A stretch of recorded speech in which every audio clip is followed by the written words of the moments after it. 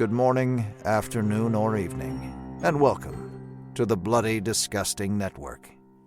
The following show is just horrifying. Beware.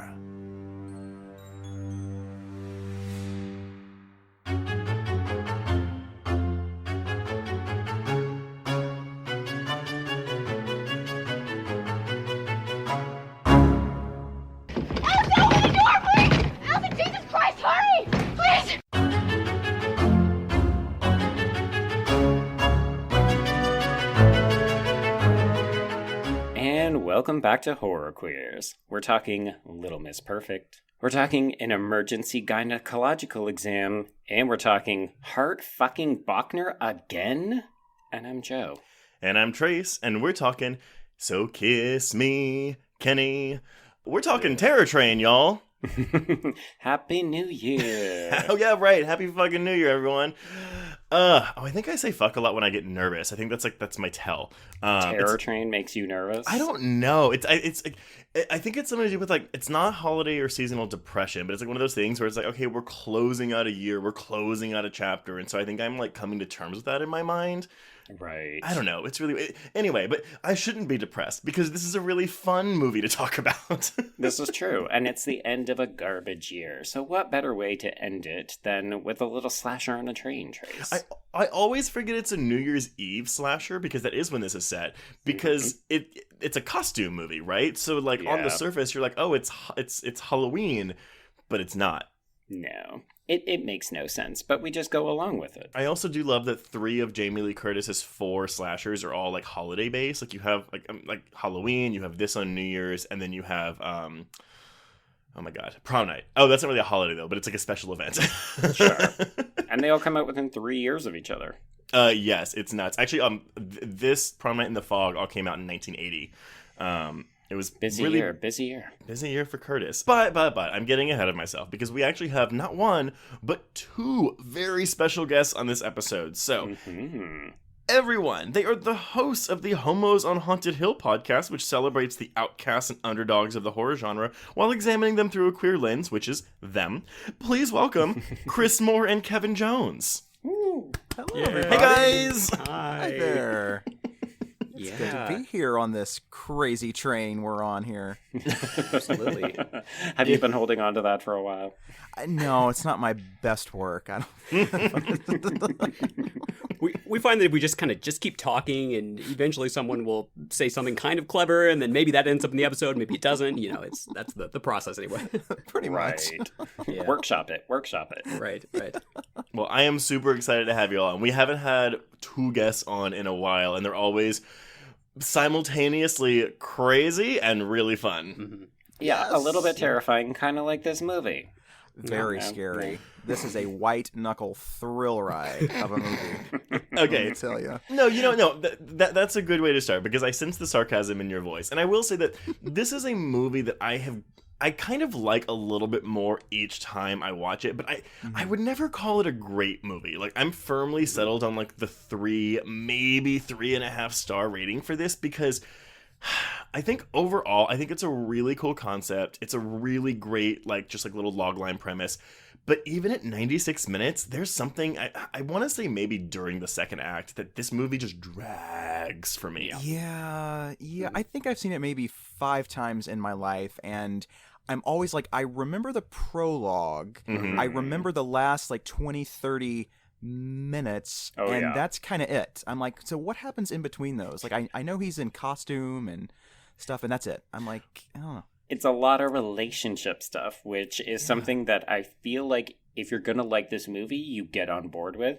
And if you want to say, oh, I don't care about any of these kids, then you're going to have a rough ride. Oh, yeah, definitely. And it kind of captures that New Year's Eve sense of everything's just meandering. You don't know where anything's going. And there is a lot of relationship drama. And, everyone's trying to make it this great night to remember. And as a result, it ends up being just kind of a mess because you're so focused on making it this great night that, everything just goes to hell, essentially. And Yeah. Yeah, like just let the night be fun. Stop trying so hard. Terror Train. Yeah. You don't have to try so hard with your sleight of hand magic. But that's interesting though, right? Because I mean, like, this is a movie that, like, when it came out, the reviews weren't that positive for it. It's on Ebert's like most hated movies list, and it's like, oh, it's just it's the same thing over and over. Like, there's no plot. It's just like, oh, murder, set piece, wash, rinse, repeat. And I would argue that this movie actually goes out of its way to like load character development on. The problem is, I actually think that I do want more of a cookie cutter slasher, and this movie, I think, has ambitions beyond that, which is fine. I just wish it was about 15 minutes shorter. Yeah. Yeah.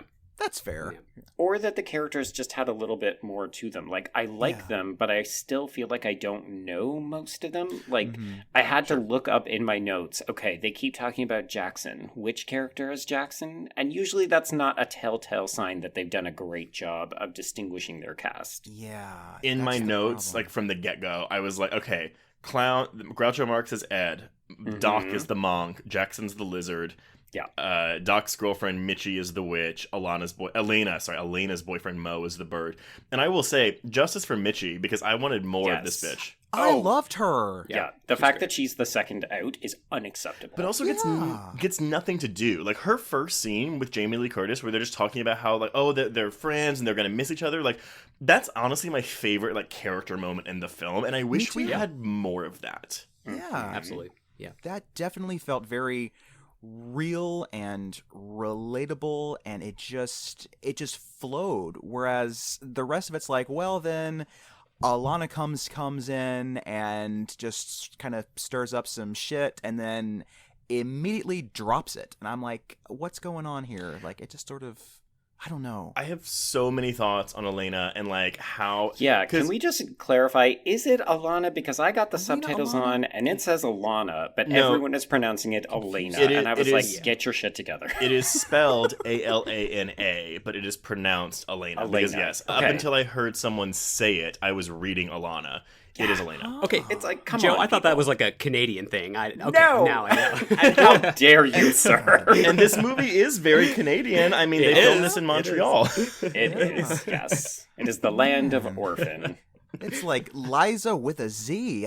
She needs a song, because I just can't really wrap my head around. My name is Elena. Don't say Alana. Yeah, basically. Jazz hands. Yeah. It's terrific. My name's Alana. It's wonderful. Thank you for coming to my concert. Mama loves you. No, she loves you so much. my thing with her, because she's our audience surrogate, right? She's the one that had a part in the prank, but like she didn't really know the full extent of it. And she does call Doc out on it a lot, but then like there's parts where she like kind of gets on him about it, but then she's like, never mind, I'm here to have fun. Yay! Yes. What is that about? She just drops it completely, and it's like, oh, never mind. We just ruined some kid's life, but it's cool. We have drinks here. Yay! Like, what? Yeah. Be consistent. Here's the thing with this film: everybody wants to fuck everybody. It's a very horny movie. Yes. Right. So that's my problem, because you're just like, oh, Elena doesn't like Doc, but then you think, or is it just that she wants to fuck him because Mo is such a wet blanket? Exactly. It took me forever to realize that Mo was her boyfriend. Like, right? The entire time I was like, oh, like, not Judge Reinhold is her boyfriend. I get it. Do you guys get the sense that like Doc has feelings for Mo? Oh, because I was watching this. Yes. I assume we'd probably get into that later, but yeah. God, yeah. Oh, I mean, yeah. When we get to Mo's, I mean, it's not even his death scene; it's his post-death scene. Yeah. There's a lot of unrequited love going on there. Carrying your dead lover's body through the train cars. Yes. And there's that one scene where he's like, "Yeah, well, Elena might leave you, but I'll still be here." It's like, yes, that's the one that, all right. And also, I'm going to so. manufacture that breakup, so please come back to me. Come cry in my arms. right. I do have a question for y'all, though. So, Joe and I mentioned, this is like, Jamie Lee Curtis's fourth slasher in 3 years. Where do you rank this? So we've got Halloween, Prom Night, Terror Train, and The Fog. Where does this fall for you? Oh man, We're starting off with the hard Sophie's question. choice over here. Yeah, The Fog is like almost off in its own world to me. Like I love it, but I don't necessarily associate it with these other ones. But it's probably the bottom to me. Not that I dislike it, but those other two are obviously so Well, prom night is, I was gonna say, I don't like prom. prom night very much. Yeah, that's fair. I would say they're probably around the same, ranking for me. Mm-hmm. I guess I would put this kind of more towards the bottom because I like it, but it's not my favorite. I actually like.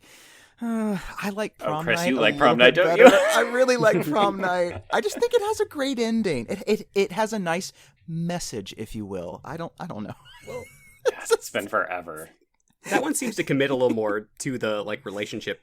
Like you know more about the characters and at least a little bit more about them. Whereas this one, it's like we said, it's like it can't really seem to make up its mind whether it wants to be like this relationship drama thing or wants to be like more of a straight slasher, and it kind of ends up not being particularly effective at either, in my opinion, anyway. But it's still enjoyable. I still like a lot about it. See, for me, I think prom night is so boring up until that dance number. And Yeah. kind of kicks it high I gear. totally get it. I That's fair. totally understand because it's just like this random Lifetime movie for the first hour, and then it's like, right, we're supposed to be a slasher. Okay, where's that guy with the axe? Great, bring him in.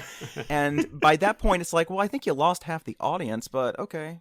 For sure. But that original prom night also has that fantastic chase scene. Oh, no, it's one of the best. Yeah, Wendy's. I mean, it's often compared to Sarah Michelle Gellar's "And I Know What You Did Last Summer," rightfully so. Yeah. But again, that happens an hour into this 90-minute movie. Now, granted, I do think that prom night is 5 minutes shorter than Terror Train, so it has that going for it. But it's just kind of meh. Yeah, I feel like they could have killed at least one or two of the kids before the actual prom. Right. Right. Just for fun. I don't know. Well, do y'all think that the setting is limiting to this movie? Because I actually do think the film uses the claustrophobia well in certain scenes, but I do wonder if the setting of the train is just too static throughout to where it kind of gets the look of the film gets boring after a while. I could see that. I mean, I think maybe they could have had a little pre-party scene somewhere beforehand. Maybe killed one of them there, perhaps. Well, I mean, they killed him pretty. Oh, you talking about the kill pacing? You mean in terms of location? That makes that's what I asked. Something like that, But yeah, I do kind of see what you're talking about because it is a very claustrophobic kind of a movie, and sometimes that really does work incredibly well, but then sometimes I'm like, okay, so we're going back to the sleeping car, and now we're in the bathroom again, and there's Ben Johnson playing cards wherever the hell he is. It's like, I don't know what's happening. It just gets kind of repetitive. I don't know the geography of this train very well. I recognize the rooms, but I almost wish we had some kind of tracking shot following a character through the train so we could see where the magic car was in relation to the bathroom stall or the sleeping room or whatever. And I was telling Joe, actually, when I was watching this, I was like, I feel like this movie's rife for a remake. I think you could have a really fun remake with this that picks up the pacing a little bit and also gets really stylish with the setting of the train. I think so, too, because there was talk of one, I guess it was the late 2000s, and they were going to do one, and then it came out, and it was just called Train. And it was with Thora Birch. But it was like a hostile kind of thing. I never actually saw it, so I'm not really sure. But that's what I had been told was well, we're gonna remake this, but we're gonna change everything, and it's just gonna be more like a torture porn thing. I did see this because I was working at Blockbuster when it hit DVD shelves because it was straight to DVD. When the project started, it was pitched as a remake of Terror Train, but apparently during production, it morphed into an original concept, and it did come out in 2008, so it would have filmed in, let's say, 06, 07. I do think, that Hostels and saw a success. They were let's make this a torture porn movie. But it's also kind of like Teresa's, where I think they're doing they're stealing organs and selling them on the black market. That's the pitch of Train. And it's bad. It's very bad. But is there a magician? No. There is nothing that links that movie to Terror Train, and it's really upsetting because... Then I'm out. I think even a shitty remake of this would be better than whatever Train was doing with a hostel on a train type situation. Oh, yeah. Yeah, because nothing says narrative logic we're going to do a kidney heist on a train. There's nowhere to go. Do you just toss them out the window? We've got a pack of wolves running alongside the train. We just toss the organs out. And... They just got our kidneys, damn it. It's urban legend Final Cut up in here, right? Yeah. Oh my god, yes.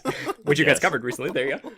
I actually what did we just watch? I was watching. Oh no, it was Wrong Turn 4, Joe, where they have the guy on the table and they like put the pincers in his side and they just pull his liver out. Oh yeah, Oh, it's good times. wow.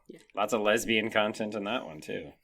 Oh yeah, a lot of lesbians in that. But yeah, Trace, I totally agree with you about like just how the setting of this, it gets a little static, yeah, for sure. And I think part of that maybe is the snow too, and it's just very cozy and sleepy, and it's like I just want to take a nap, but also there's a killer loose, and yeah, it definitely loses some momentum as a result of I think not changing things up a little bit with that, like you kind of mentioned there. So it's interesting because the cinematographer of this is John Alcott, and he's known for another very claustrophobic horror film. It's a little one called The Shining.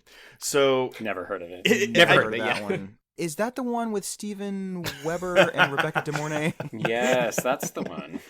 I actually God, can kind you of imagine? like it, but I liked it as a kid. I don't know if I would like it now. It has its moments. No, but yeah, I mean Alcott, like, so he I think he took the gig because he knew it was going to be a challenge and there were a lot of obstacles. He basically like to light the train, so given the limited space and the scant natural lighting of the sets, he rewired the entire train and mounted individual dimmers on the exteriors of the carriage cars. He used a variety of bulbs with different wattages, controlling them with external dimmers. He could light the set very fast in an efficient manner, and he just he would track the camera down the halls. But yeah, I just like this. I almost wish it was like a themed train car, right? Where like each car, I mean, obviously there's a different car for different things, yeah. but like if it was like, yeah, they had like a decor to it. So you want that would be Snowpiercer? fun. is what you're saying. Snowpiercer, yeah, Snowpiercer. Oh, That's I'd the be Terror into Train that. Yeah. Oh, Mitchie, this is the train where we eat the cubes that are made out of gelatinous human people. Well, and then the director of this film, Roger Spottiswoode, so this is his directorial debut, but he was a former editor for Sam Peckinpah, who I think he's the guy that did Straw Dogs. I'm going to get right across the coals for that. But he would go on to make such films like Turner and Hooch and the James Bond film Tomorrow Never Dies. Yeah. Wow. So Man, Canadian that boy is makes some good. good range there. Good for him. I mean, people usually credit his films as being hot garbage. Like, people don't enjoy Tomorrow Never Dies, nor do they like The Sixth Day. So I feel like Turner and Hooch is the only film people actually like, and that's the non-genre one. Tomorrow Never Dies puts Terry Hatcher in a scene and then kills her off screen in her next scene. It's true. But I will say, in defense of Tomorrow Never Dies, because that's what we're talking about now. This is now Tomorrow Never Dies podcast. Michelle Yeoh's really good in it. She's really good. There is some good action in there. I will say, if you go back and rewatch that, it's all about the manipulation of the media. That's what Jonathan Pryce is. Yeah, he's like a villain. journalist, right? Well, he wants to own all of the media. So he's not a proper Lofty. journalist. He just wants to own the network, basically. But it's a little prescient when you go back and look at it. Am I gonna have to watch that again? Man, I haven't seen it since I was a it's been kid. a while. Yeah, me neither. This is not the one with Denise Richards, right? That's the next one. No, that's that one, right? that is a camp classic film, actually, and Okay. I will defend The World Is Not Enough until the day that I die. Christmas Jones. Named after you, Kevin. Thank you.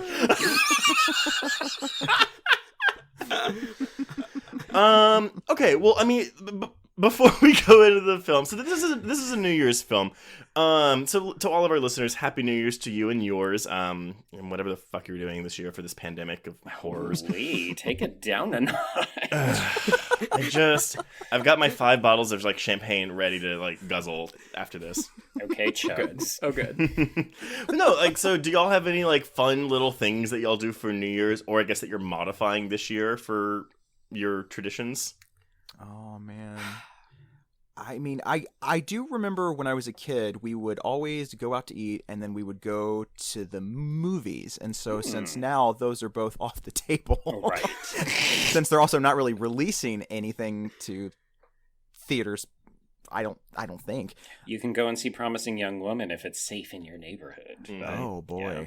I don't know. I just don't know about it. You know, I just get kind of nervous, and so yeah, I guess that's really all I can think of that are traditions, and the rest of it is just like drinking some champagne and maybe having some fireworks in the backyard, but I haven't really done that since I was in like 4th grade, so I'm not really doing that now. I don't It's a know. tradition of mine, but I haven't done it since I was 10.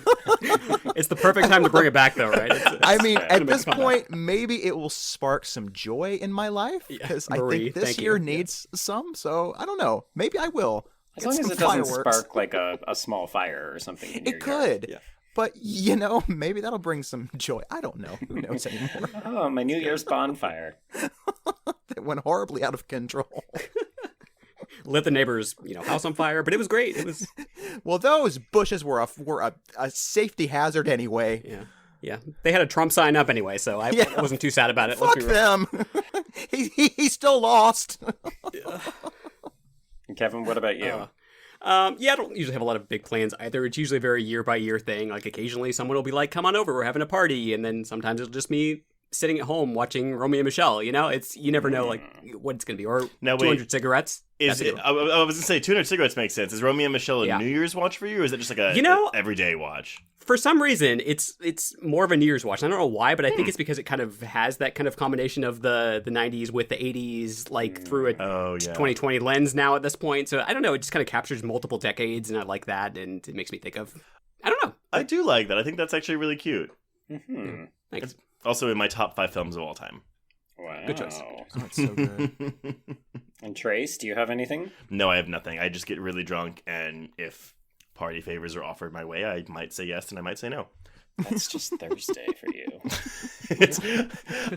Normally there's a New Year's Eve party. So I actually don't know what my husband and I are going to be doing this year. We haven't really discussed it, but I imagine it's going to be watching horror movies and drinking bubbly all night. Again, that's just Thursday night for you. Yeah, it is. Well, time means nothing in this pandemic, so it's we normally record on Thursday night. So after like 2 hours of talking to Joe, I'm like, give me the booze. Sweet Jesus, I can't deal with this anymore. But it's your turn, Joe. What is your tradition? So New Year's is actually one of my least favorite holidays of the year. Wait. Unpack that? Why? It's actually for the reason that Kevin mentioned earlier. It's the expectations are always way too high. So I used to work at a bar back in university, and New Year's was a terrible night to work because you just get all these people who'd be coming in, looking for roses and bottles of champagne and hoping to meet someone to fuck. And you're like, this is great, but it's also probably going to end very sadly for a lot of people. And the night drags. And I find, I don't know, there's something kind of always a little sad and pathetic about it. So y'all both sound like the biggest misers. Like it's not about like ending the night in a positive way. I mean, like it's all about what you make of it. You just have to go in there and be happy. It's not about like, oh, you're gonna fix your problems when the stroke of midnight hits. Like it's just I'm not saying fun. I had that issue. I'm saying other people had that issue. Right. Some people seem to think that like, oh, these last couple months have been terrible, so I need to have this one perfect night to make up for that. It's like you're never going to have that perfect night, so don't even try. Sorry. Let them be disappointed and have a shitty night. It doesn't mean you have to. Well, and that's what I'm saying is I've just adjusted my expectations accordingly. So like my husband and I usually just stay home. We make a really fancy meal that hopefully comes out okay, and we play board games and usually kind of keep an eye on the clock, and then it's like a nice quiet evening at home, but also something where it's like I can manage all of these conditions and have it come out exactly the way that I want because I'm OCD that way. And I know that sounds boring to you, Trace, but fuck off. I actually was with you with the board game stuff because I don't have any board game friends, and my husband refuses to play with me because I get too angry when I lose. Right. But I would really like to I would totally have a board game night. I don't know if I would do it on New Year's unless it was revolving around like kissing people, but like I don't know. That's just truth or dare. But I mean, but that's the difference, right? I mean, it's interesting because I don't know if y'all have like the same kind of dynamic, Chris and Kevin, but like, because Joe, I'm jesting with you. I'm like, oh, it's so funny. You want to control everything. I'm actually very similar. It's just for some reason when it comes to like parties, my anal retentiveness goes out the window. Where I'm like, it's okay. I just want to get fucked up. Right. So you look after you and what's happening around you is you're like, that's up to them. I'm just here to have a good time. Yeah, why would I care about anyone else? Yeah. It's kind of an excuse to let that like normal, control feeling down. I definitely get that for sure. Oh, but if you have trouble letting go of the control, I also get how that would be like a nightmare sequence for you. Sure. I think it's also like it's it's a night that's often, I mean, in any other year, it's guaranteed where, bars hike up their prices and the wait lines are always so much longer. And you're just like, ugh, all of the little things that normally don't bother me. I'm always just like, ugh, this is everyone's just attempt to have a perfect evening. But it's like an event though, right? It's like if you go to a Six Flags, there's going to be lines, but like part of the fun is waiting in the lines to get to the coaster. So it's like, oh, it turns going to a bar into like an event where you're waiting in line and you're finally going to get that drink or two. Right. Yeah. I guess can see that, it's really just different ways of looking at the same situation. One's optimistic, one is not. Welcome back to Horror Quiz. But speaking of unpredictability and things that don't go as planned, the opening of this movie is one of those things. So before I kick it over to you, Joe, I'll just go ahead. I don't have any production because we've already kind of gone over much. Other than that, it was filmed in Montreal, Quebec in November and December 1979. I do want to point out, though, that the film's opening sequence was like the last thing they filmed. Apparently, it wasn't in the original script, and they added it to add backstory to Kenny. So the first time we actually would have heard about Kenny would be in the car when Doc is like, oh, yeah, there was a thing that happened a couple years ago. Right. Oh. Wow. See, I don't think that would have worked as well, so I think this is a good creative decision. Well, Definitely. The question then for all of you, because obviously the whole thing is we're like, okay, Kenny's the killer, because we know that obviously why would they put that prank in the beginning of the movie? If you don't have it, I almost think the mystery aspect of the film would have worked better. But I like the opening of this film a lot, so I don't want to lose it. Yeah, I don't know. It's kind of tricky because I feel like the opening's probably one of the best parts of the film. It's definitely stylish, and it definitely captures a vibe. Like it I don't know. I mean, I do find one of the reasons I confuse this film sometimes with Prom Night is I do find that they both have these kind of similar prank gone wrong vibes. And I know that's a hallmark of 80s slashers, but particularly in this case, it seems very like, okay, we've got Jamie Lee Curtis involved in something that's gone horribly wrong, and then we'll flash forward a couple of years and that person will come back and try to kill everybody. Joe, do you know how you tell the difference between the two? One is boring and one isn't? Or one of them takes place on a train. I was going to say, you can't even say that one of them has disco because both of them have disco. Yeah. Talk about turn of the decade, right? This one has disco magic. I was just going to say that separates it from it. But true. yeah, it's a fucked up like prank too. It's having worked in labs a little bit in grad school, like I've been around cadavers and it's really fucking disgusting, and I could see how that would fuck you up to suddenly just like be around, especially if you already have these mental issues that he clearly has. Yeah, it's a really gross prank. I don't know. I actually thought that the body was a fake one, and obviously it actually is fake and behind the scenes of the film. But it wasn't until later, because I was like, why? What does it matter that they're in med school? Oh, right, so they can go to the university morgue, get the cadaver, and put it in the prank. So like about halfway through the film, I was like, oh, that fake looking thing was a real body. It's nasty. So gross. But the one thing that I'm surprised, he clearly must not be terribly bright, because when he goes upstairs and he sees Elena, and she's like, she's at the door like, hey, come on in, Kenny. And then Mitchie is in the other corner with like her like urban cowboy hat on, and she's just like, yeah, go in, buddy. And I'm like, is that not a little bizarre? Like, wouldn't you be like, why is she here? I was a little confused, with the roles, because Elena doesn't seem to know exactly what's going on. Like, she knows she's luring him in for a kiss, blah, blah, blah. But she doesn't seem to know that there's a cadaver in the bed. Mm-hmm. And the film does this weird thing. Again, I know we don't want to get too deep into this, because it's this a 1980s silly slasher movie, but it's like the film it wants us to feel for Elena, but I'm also kind of like, but you're also kind of culpable here. But then it does this thing where it's like, oh, you want to feel bad for Kenny. Oops, he actually does have mental issues, and he has killed someone before, so he really had it coming. This whole thing. Yeah, I actually don't love that extra detail where they find out that Kenny has been involved in something else untoward before all of this, because it makes them less responsible for what's happening to them, and is just like, true. Oh, well, you shouldn't have fucked with the person who was already mentally disturbed. And you're like, okay, but you still shouldn't fuck with other people, regardless of whether they're mentally disturbed, and just Just in general, don't fuck with people. So I must like zoned out during. So I know he went back into the institution after this happened. I think, right? Yes. Correct. Yeah. And that's okay. That's where I thought he killed the nurse, but it happened before. Yeah. this? So Elena went to Okay. go see him after he went to the institution after the prank, and I guess someone told her there that he had like had a history of violence before.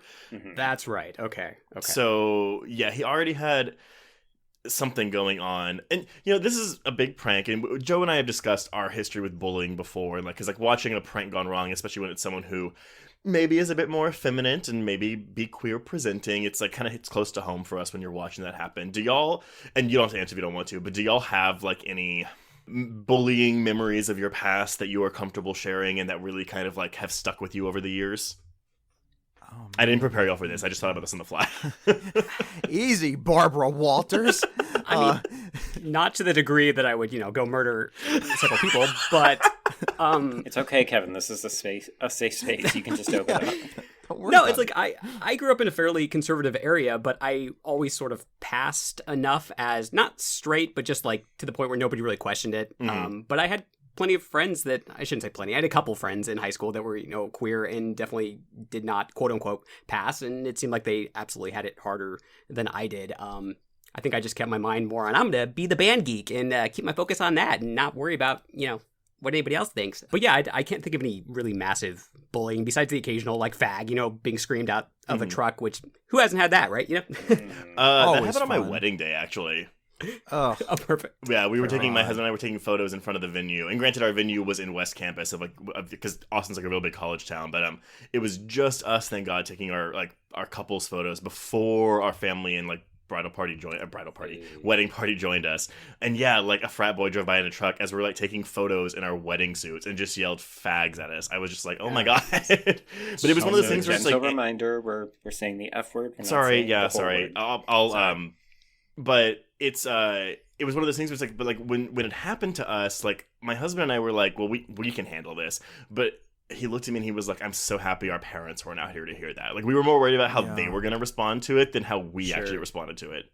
Yeah, that makes sense. It's terrible. I don't remember anything in particular because I was gay. I mean, there were some things. I remember one thing in second grade. I had brought a kid home for a slumber party, and I made him watch something that was kind of scary. I think it was like The Haunted Mask 2 or something. Oh my God, that's a good one though. It was so good and somewhat age appropriate. I mean, it wasn't like I was like, have you seen I Spit on Your Grave? It was, I mean, it's made for kids. And he got so scared and he made his mom come and pick him up. And for the rest of the year, he turned everybody against me, and I was like, that is not fair. Jesus. That is not fair. So I was bullied pretty heavily throughout that year For showing someone I spit on your grave. Oh my God. Not that one particularly. Now I wish I had. I'd been like, I'll really give you something to cry about, kid. Right. But then we actually became really good friends the next year. So it's like one of those weird kind of things where I guess maybe we just crossed paths at the wrong time and then crossed them again when things were a little bit more or he matured up. Yeah. Have y'all had any like bullies from your past like reach out to you like years later as an adult and be like, I'm really sorry for all that shit I did to you? Well, they asked me to join their pyramid scheme, and I said, fuck you, Alexis. What? There's that. Nope, reported and blocked. Oh my God. You just have to give us $5,000 and the return on investment is fivefold. Chris, come on. It's a no-brainer. Such an opportunity. Get in at the bottom. Not necessarily, but I did have like sort of this is very like 90s teen gay melodrama thing here, but I wasn't but just movie wise, I wasn't teenager in the 90s. Yeah. Joe, you were, but just the whole situation of I had sort of a thing with a football player. I'm not going to get into all that stuff. And, I'm sorry. Wait, you are on our podcast, sir. You can't offer up stories about football players and not give us the salacious details. Well, just long story short, it was one of the situations where it's like, you got to keep this private. So, of course, this causes me all sorts of distress over the years. And then eventually it seems like he felt remorse about that later in life, about just not being, open about that. And he still doesn't identify as gay or bi or anything, but he has at least found some remorse for the shit that he kind of put me through. So that's something. God. Oh, wow. I always worried about that kind of thing. Like, I have a friend who moved out of, so I live in Toronto, which is a relatively big city, and I have a friend who moved out to like smaller towns, and his only options for like intimate relationships at all are all men who have wives and children, and he meets up with them for clandestine meetings on their lunch hours and stuff. And all I can think about is all of these unhappy fucking men who just, it's like, dude, just admit it to yourself, because it's a lot easier. Wait, like admit that he's gay? Well, they might not be gay. I mean, they might be bi. They might just not be getting the thing that they're looking for at home. But it's, I don't know. Like, I don't like this idea that people can, I don't know, have these terrible self-hating relationships because there's another person in that relationship, right? Like, Kevin, you had to go through something terrible for that. There's a lot of shame, though. I mean, let's even branching out of like just being queer or not queer, when it comes to people wanting something, and let's say it's sexually, there's a lot of not only shame but embarrassment when like what you think you want is like not the quote unquote norm, and you're embarrassed to tell your partner about it, and you're afraid to say something like that breeds a lot of resentment, both for yourself and for your partner and for the people around you that you see that you perceive to be in more healthy relationships than you are, happier relationships than you are. Like that's why normalizing talking about sexuality and things like that, I think, is, and not even just sexuality, but like just like relationships in general, should be more prioritized, because you shouldn't be ashamed about wanting to be happy unless what you're wanting to do is kill a bunch of people. Right. Okay. Well, don't be a prude. Well, in the spirit of that, then, guys, I have a confession to make. I was really attracted to David Copperfield and his red lips in this movie. I mean, he's cute. He's got that mop of hair on. He's, he does have a certain quality, but what I love the most is that in the opening credits, he's just David Copperfield as the magician. It's like, what a chameleon. I mean, Betty Davis, move over. He was coming for that Oscar. Well, 1981. He's supposed to be a red herring to where we think he's maybe Kenny, 3 years later grown up. It's really weird, and it also just feels like a showcase for Copperfield's magic, which right. And I don't think there was actually a magician character in the original script either. I think that was added like as they were developing it, not during filming, but like during the pre-production of it. And I think that was the director's idea. I mean, I feel like I read this today somewhere, but whatever. It's not important. And they gave him some like dialogue and lines too, and it's like it could have just been him doing these tricks. Like that would have been enough for him to get something out of this film. But they actually like wrote him into the film, and it's just fascinating. Yeah. No, I mean, again, he gets to be a red herring in an 80s slasher movie. I mean, talk about goals. That is better than anything. I mean, that's like the best part. And this is the only time that he acts, right? So I don't know that his experience was great making this movie. Maybe he just decided, instead of doing 60 takes for a single line reading, I could just go and entertain millions and make buttloads of cash traveling around the world. And that anecdote is, so that is from, and we'll go into this more a little bit later once we really get into the Kenny of it all. But there's an interview with Derek McKinnon, and I will quote this later, but it's from November 2010 on Stone Cold Crazy, a Jeff Kramer interview. And he basically says that there's a part where the director had Copperfield do 62 takes of one line reading. Oh my God. Yeah. Jeez. Speaking of Kubrick levels of... Yeah.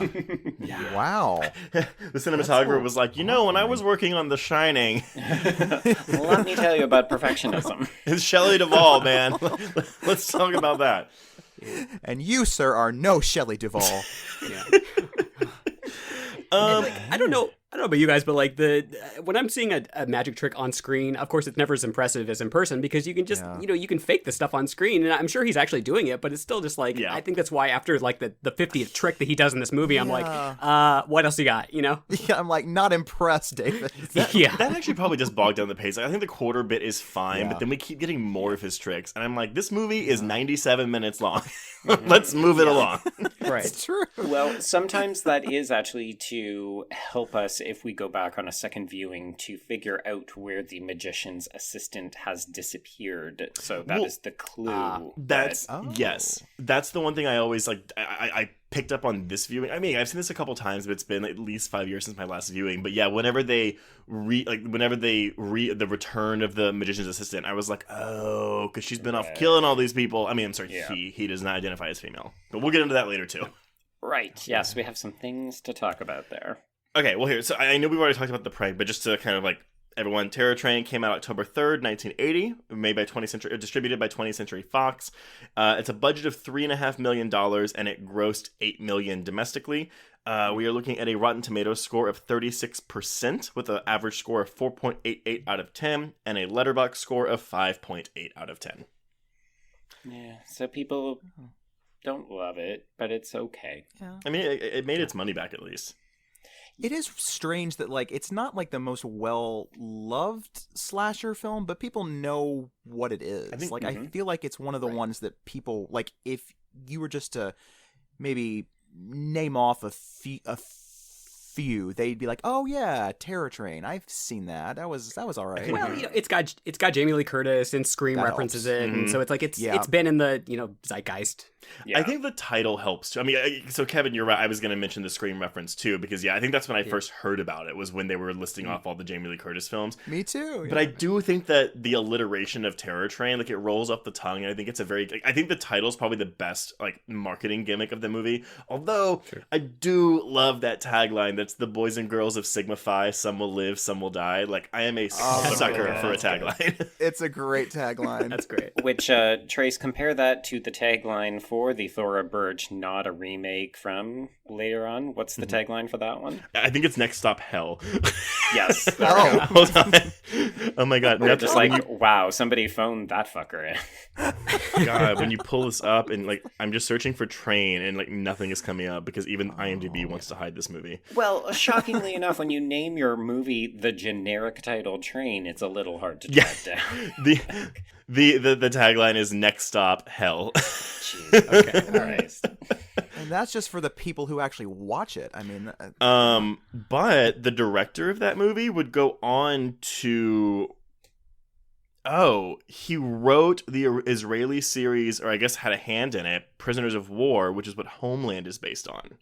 Wow. Wow. Okay. It gets better. There Prestige, we go. yeah. So clearly the genre stuff was not his forte. He needed to stick with like some more serious subject matter. Yeah, exactly. But okay, so I don't really have anything else to talk about with this production and shit, and we're already 40 minutes in, so do we want to go into the plot? Let's do it. All right.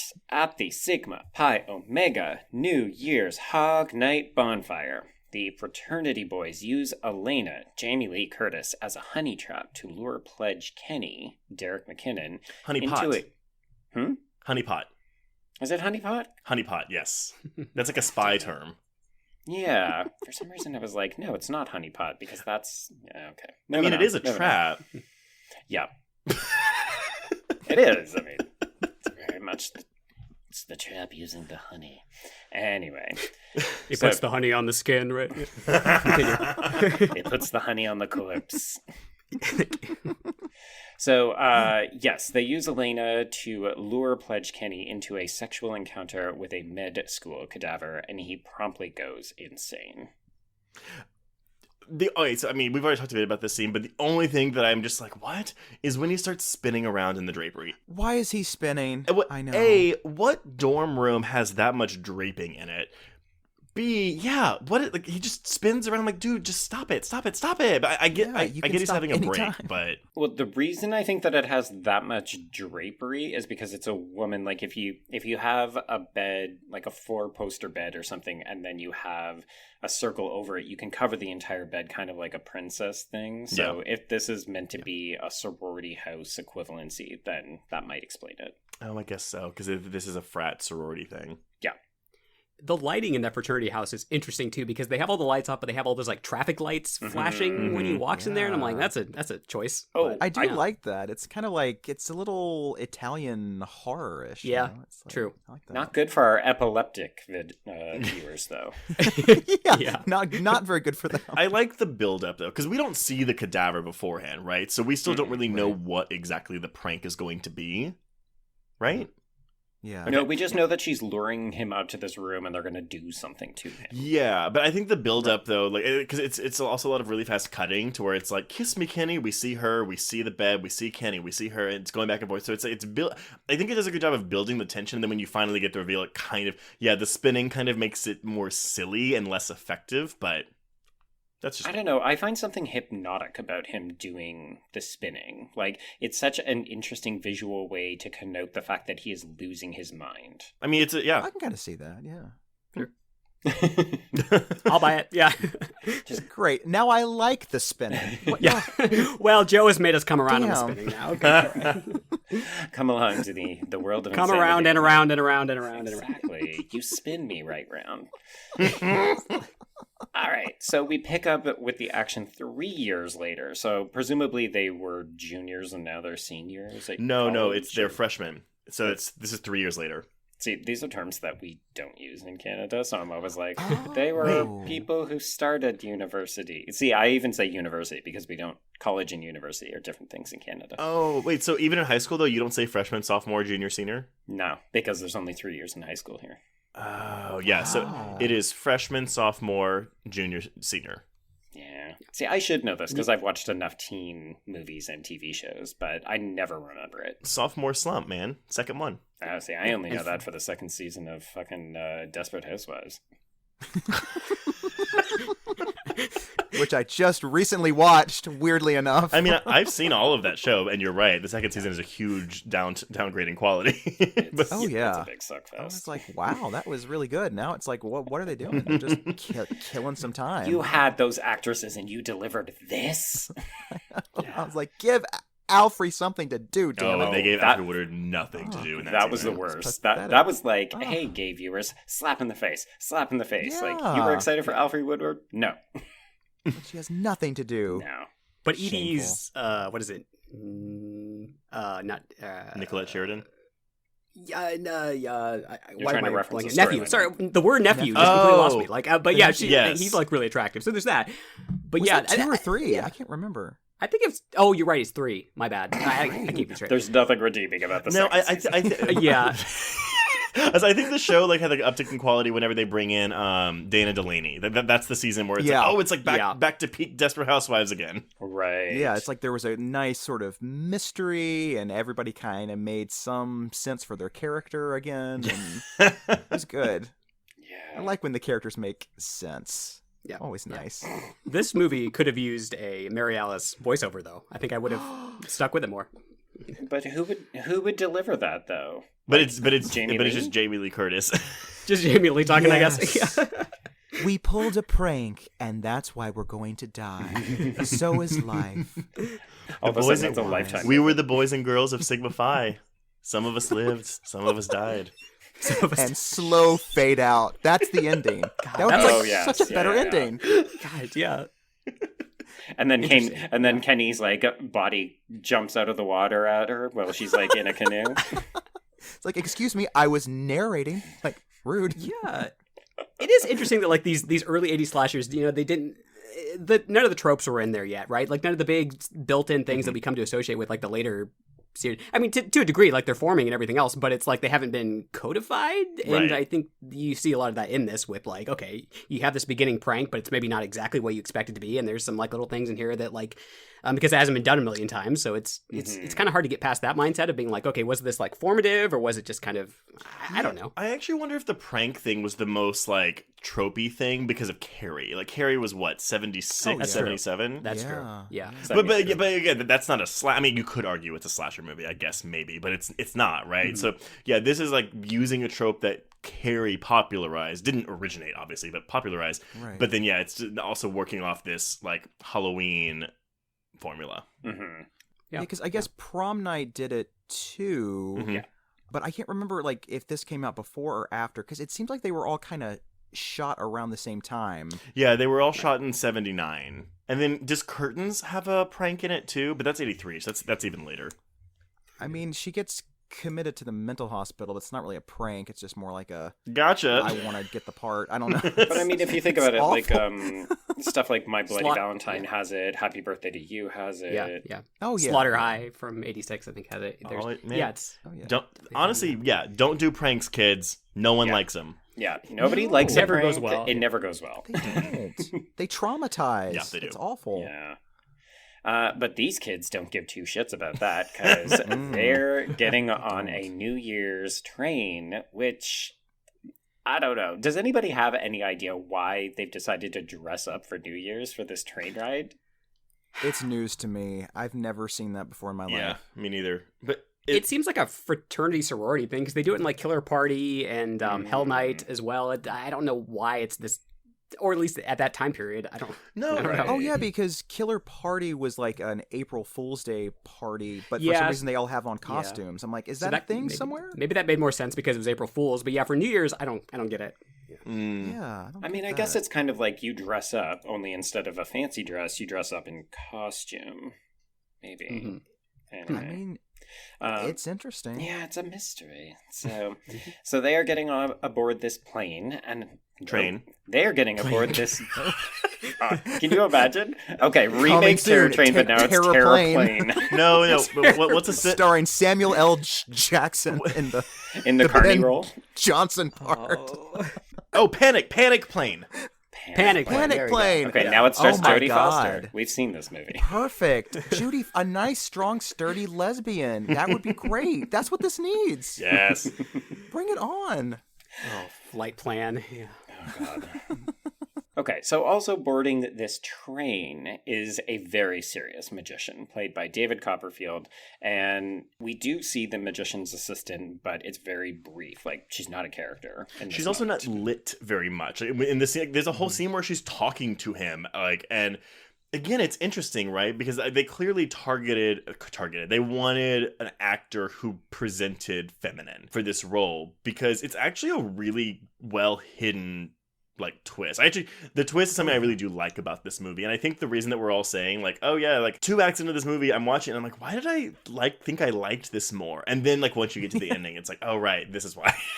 Yeah. It's unexpected. It's that's true. for Yeah. sure. Yeah. So we're also introduced to conductor Carney, who is played by Ben Johnson, and he delivers exposition about a forthcoming storm, that the train doesn't have a radio, so these are, things that we had to get out of the way to explain the plot later. And then the journey begins, but not before comic relief figure Ed, who is played by Howard Busgang, is stabbed with a sword, his Groucho Marx costume is stolen, and then his body is run over by the train. Which is like, wow, okay. So Nobody sad. liked it. I actually like I realized in 1980 it was a different time because like again I read Ebert's review and it was like somehow gory it was, and I was just like watching this like it's not No, really it's not. that gory of a Not at movie, but I all. but I was It's like, not. No. but like I was like maybe it was for 1980, but then I'm like okay, but No. like Suspiria came out in the 70s, so Yeah. I don't know. I mean, I would say Friday the 13th was way Mhm. gorier than Mhm. this. Oh, you know what though? I bet you that's because Siskel and Ebert hated that movie, and I Oh, I God, bet yeah. you like just any slasher that came out after that, they were just like fuck this, fuck Yeah. this, fuck this. It's residual hatred. Yeah, Oh yeah, they had a thing for slashers. It was Specifically, it was bad. yeah. They did. Yeah, it was rough. Mhm. Okay, so on the train, we see Elena and her bestie, Mitchie, played by Sandy Curry. Who is also in Curtains, by the way. That's like her 2 big roles are Terror Train and Curtains, but I kept calling her not Nancy Allen. Fair enough. I love her though; she's great. Like I just like we already said this, but I wanted more of this character. Oh, yeah. Me Yeah, too. I think she's one of the more interesting I want to call them teens. They're not actually teens, but she's one of the more interesting young adults in this movie. That's actually something too we didn't really touch on. Yeah, these are college students. So this is kind of like, it's like that My Bloody Valentine territory where it's like, okay, these are adults. Like, these are not teenagers here. Which I think becomes really important when you talk about the sexual politics, not of the Kenny stuff, but of the relationships between these. Because I think it's really fascinating that Mitchie and Doc have a declared open relationship in 1980. Because they don't tell you that until after, because they make you think that Doc is cheating on her, right? And then it's not until right before her death that you find out that they had an open relationship. So I kind of like that. I mean, Doc is a shitty character. Like, yes, he's a good character, a shitty person, if that makes any sense. Yep. Right. But I kind of like that the movie gives you this kind of like, oh, he is a huge asshole, but that's not one of the reasons he's a huge asshole. Yeah. Yeah. He's actually playing within the confines of their established relationship. Right. And like to put it on a big like macro level too, like this was 1980, so we're still like pre-AIDS, so we're still kind of in the sexual revolution. You know, Ronald Reagan is going to be elected president like a couple weeks after this movie is released, but before that, you know, everything is we're still okay. in this pretty like everything is still drugs and you know having fun. So I think that comes through a little bit in this movie and in a movie like The Fog, where like you know Jamie Lee and my daddy Tom Atkins, your daddy Tom Atkins, you know, they hook up like right at the beginning of the movie, like with you know like it's nothing, and it's like so I think that is part of it, like why we see that a lot of these coming through. This is before AIDS and anything else. But do you think though that the movie is punishing them for having an open relationship? No. Well, I mean, I think it's punishing Doc for just being an asshole. Yes. But Mitchie, I don't know. I think Mitchie dies just because it's gonna piss us off because he's like the most interesting character in the film. Yep. Yeah, she is. I mean, I would argue that she's more interesting than the Elena character. I think so too. Yeah, really Elena's not an interesting character. She's interesting because she's played by Jamie Lee Curtis, and we like Jamie Lee Curtis. She's just that damn good that she can make even the most dull characters. Even in Prom Night, her character is just like a big nothing. Like she does nothing in the movie. But you're like, well, it's Jamie Lee, so I'm just gonna sit here and watch her do some disco dancing, and it's fascinating, you know. She's just that good. She is. Does anyone know if they dubbed her screams? And like, I know it's actually her screaming, but I assume that they put that in post in this movie because it's really good. It's really good. I don't know if they did. I mean, I wouldn't be surprised if they did. I mean, it seems like a thing that they do. It happens occasionally because like sometimes on the set someone might scream a little bit too loud and then you can't really use that take because it just blew everybody out. So you're like, okay, let's do this again, but we're just gonna dial the microphone down way back and just go crazy. So it's possible. It's definitely possible. Just curious. I just flash back to that urban legend scene, right? Okay, everybody, we're just gonna do a scream take. Everybody scream for 5 minutes while somebody gets murdered. Yeah. Oh, and I know you mentioned the Hart Bochner of it all at the top of the episode, but yeah, listeners, this is the third Hart Bochner movie we have covered in as many months. It's true. Astute listeners will remember he is the killer in spoiler alert. He is the killer in Urban Legend's Final Cut, and he is the voice of one of the characters in Batman: Mask of the Phantasm. And he is stunningly attractive, if I must say so. Dude, I think he's really cute in this movie. Like, out of all the male characters, he's the one I would fuck first. I was like, wow, you are gorgeous, Hart Bochner. Wow. I mean, I think that's why he's cast to play such an unlikable asshole. It made me start to worry that maybe Hart Bochner is an asshole because he's played so many of them. But in this movie, it really works for him. There's something about his smile. Because in Die Hard, right before he gets his brains blown out, he does... It's the joke Lindsay was saying, where it's like, Hans, booby! But he does this smile that's so smarmy, and yet, at the same time, makes me wet. Right. Yes, exactly. It is a multi-purpose smile. That's what he has. And that's what he does throughout this entire movie. Basically, yeah. It's the whole character. So speaking of Doc, we catch up with him in the senior's car where we get the reestablishment of this prank. And of course, in the original version of the script, this would have been the introduction of the prank. And we also get an introduction to the tension that has mounted between Doc and Elena, where she's not afraid to ruin his punchline and she doesn't want to take any of his shit. And he seems like he's annoyed by it, but also that he's interested in her. Well, I wrote in my notes here, I go, Elena comes in and is mean to Doc the monk, but then she's like friendly with him. She's like, oh, you were bad. Just kidding. Hi. Well, maybe it's that New Year's tradition like you were talking about, Trace, where she's saying, okay, I could be fucking mad at you like I always am, but also I just want to have a good night because it's the start of a new year. Mm-hmm. Yeah. Yeah. New year, new Alana, Elena. I'm changing my name to It's all Alana, about. you guys. It's not Elena anymore. Oh my god. She's having a split personality.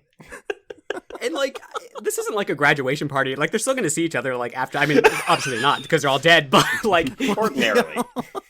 But, yeah, it's not one of those situations where, like, oh, I have to put everything aside, like, all the shit that we went through, because, you know, we're going to go out into the real world. We're not going to see each other anymore, so we may as well, like, let that slide. But now it's like, you know, we're still going to see each other in, like, a couple weeks, but, you know, whatever. No, Kevin, don't you know? New Year is a literal reset. It just, everything is fresh and new all over God, again. if only. Okay, question for you for all of you guys, like, in that regard, because as someone who like works in the academic situation, like my mind is always on the school calendar. Mhm. Has Yes. that something that is carried over for you all, to some degree in your lives? I'm just curious. like, what do you mean? This Like in terms of like the year is not really over in my head. Like even like after December 7th, because I still have to Gotcha. work for another semester, so it doesn't feel like I'm ending anything. There's a school year and then there's the year. So I just will curious say about it. yes, but my husband has been in school, like, in grad school for the past 4 years, so it might be because I'm on his calendar. Right. Gotcha. I mean, Just Chris, curious. what's your situation? You're a filmmaker, so you literally just...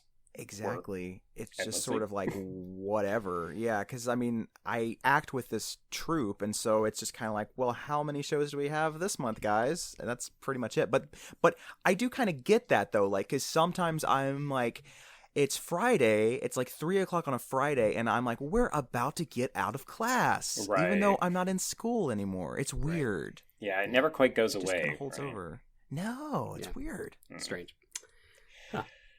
Okay, so let's get to our first death. It was going to be Mitchie because the killer is following her, but then they get sidetracked when Jackson ends up capturing their attention. Jackson is played by Anthony Sherwood, and he gets head bashed in the bathroom. I will say that I actually think that these scenes, like where the killer is stalking someone down the halls of the train, like those are probably the most effective, like, suspense pieces for me. Like, I don't think the movie's aged particularly well to where I'm not watching this being like, oh, this is scary.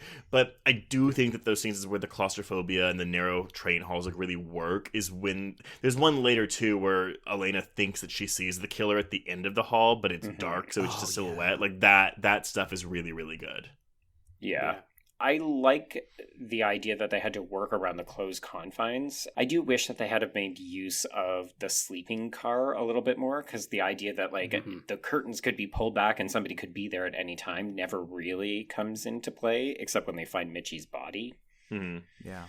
It seems like a missed opportunity. But I do like this because as someone who has frequently traveled by train, the size of this train compartment is spot on. I was just saying, I was moving on to Jackson's death, though. We get a moment where the killer reveals his face, and Jackson's like, oh, no! And I was like, oh, like, it's kind of like when Scream, whenever Billy or Stu lifts their mask to show Casey before they kill her. Yeah. Yeah. I was It's kind of like he wondering wants if them to that know. mask would provide any sort of protection, like as he's like cramming his head like into the mirror there, but apparently not because he dies. I guess but not, I don't yeah. know. And then it's a pretty literal nasty in bloodbath there. in there. Like, there's blood Yeah. everywhere. Everywhere. Everywhere. Good lord. Well, it's the danger of killing someone in a confined space. The blood just gets everywhere. You Damn, can't get it blood. out with anything. Yeah. Nor do you try until later. Yes. All right, so we hop back to the senior's car, and this is where Elena and Doc spar a little bit more over the prank, and then she ultimately forgives Doc and just transfers the angry to Mo, her boyfriend, played by Well, Timothy Weber. Because he told her that he was arranging everything. He didn't tell her that Doc paid for the train because that would have been an immediate no from her. Mm-hmm. Is there a mention here? Because I think I missed the dialogue, but was he roofing the alcohol they were giving to people? No, he swaps out the alcohol for water. Gotcha, Gives it to the okay. younger students. Oh. Because he's such a fucking prick that he won't even share his booze. Ugh. All that repressed homosexuality, it gets you every time. I'm telling you. I need to deal with it by drinking so that I can then try to break up my boyfriend and the chick that I hate. Yep, exactly. Oops, my boyfriend. What? Yeah. All right. So Elena and Mo end up putting things aside for a little bit because they get sucked into a closed magic show by the magician who bequeaths her a handful of nuts. Insert euphemism. It sounds so ridiculous to say, but like that's what happens. Like, They're like, let's stop our little relationship woes. This is like go watch a magic 3 show. minutes of this movie's runtime devoted to this damn quarter cigarette nut trick. I have to wonder, do you think it's because David Copperfield said, okay, I don't know that he was a huge deal at this moment, but he was probably still well enough, like he was still known well enough that he could probably say, okay, well, if I'm going to appear in your show, it needs to be a proper showcase for my magical talents. I do not think that is the case. I really do think it was just the director. I've got to find this damn... Oh, yeah. There was no... Okay, sorry, I'll read this and we'll see. There was no stage show magician in the original script, but one of the producers was a fan of magic tricks and illusions, so a magician character was written in.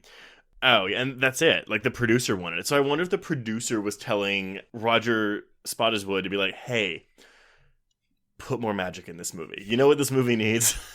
More magic. Like, do you believe in magic, Roger? right. Look, my niece is dating this young guy. I think he's really talented. She really wants me to put him in your movie. Can you just make this happen? His name's David Copperfield. He's going to be great.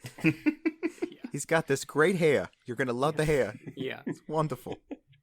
He can do things with cigarettes and coins you ain't never seen before. Oh, my God. Nor would you want to, but, you know... Showstoppers. There was something on like Wikipedia or something that I was reading too, where they were saying like how a big theme of the movie, and Tracy might have said this too as you were reading through, but it's like how it's like the character's ability to perceive reality versus non-reality. And I think I guess that pumps up that too, with because you have the people in the costumes, and then you have the magic act. It's all about like who is able to see past the smoke and mirrors to what's actually happening.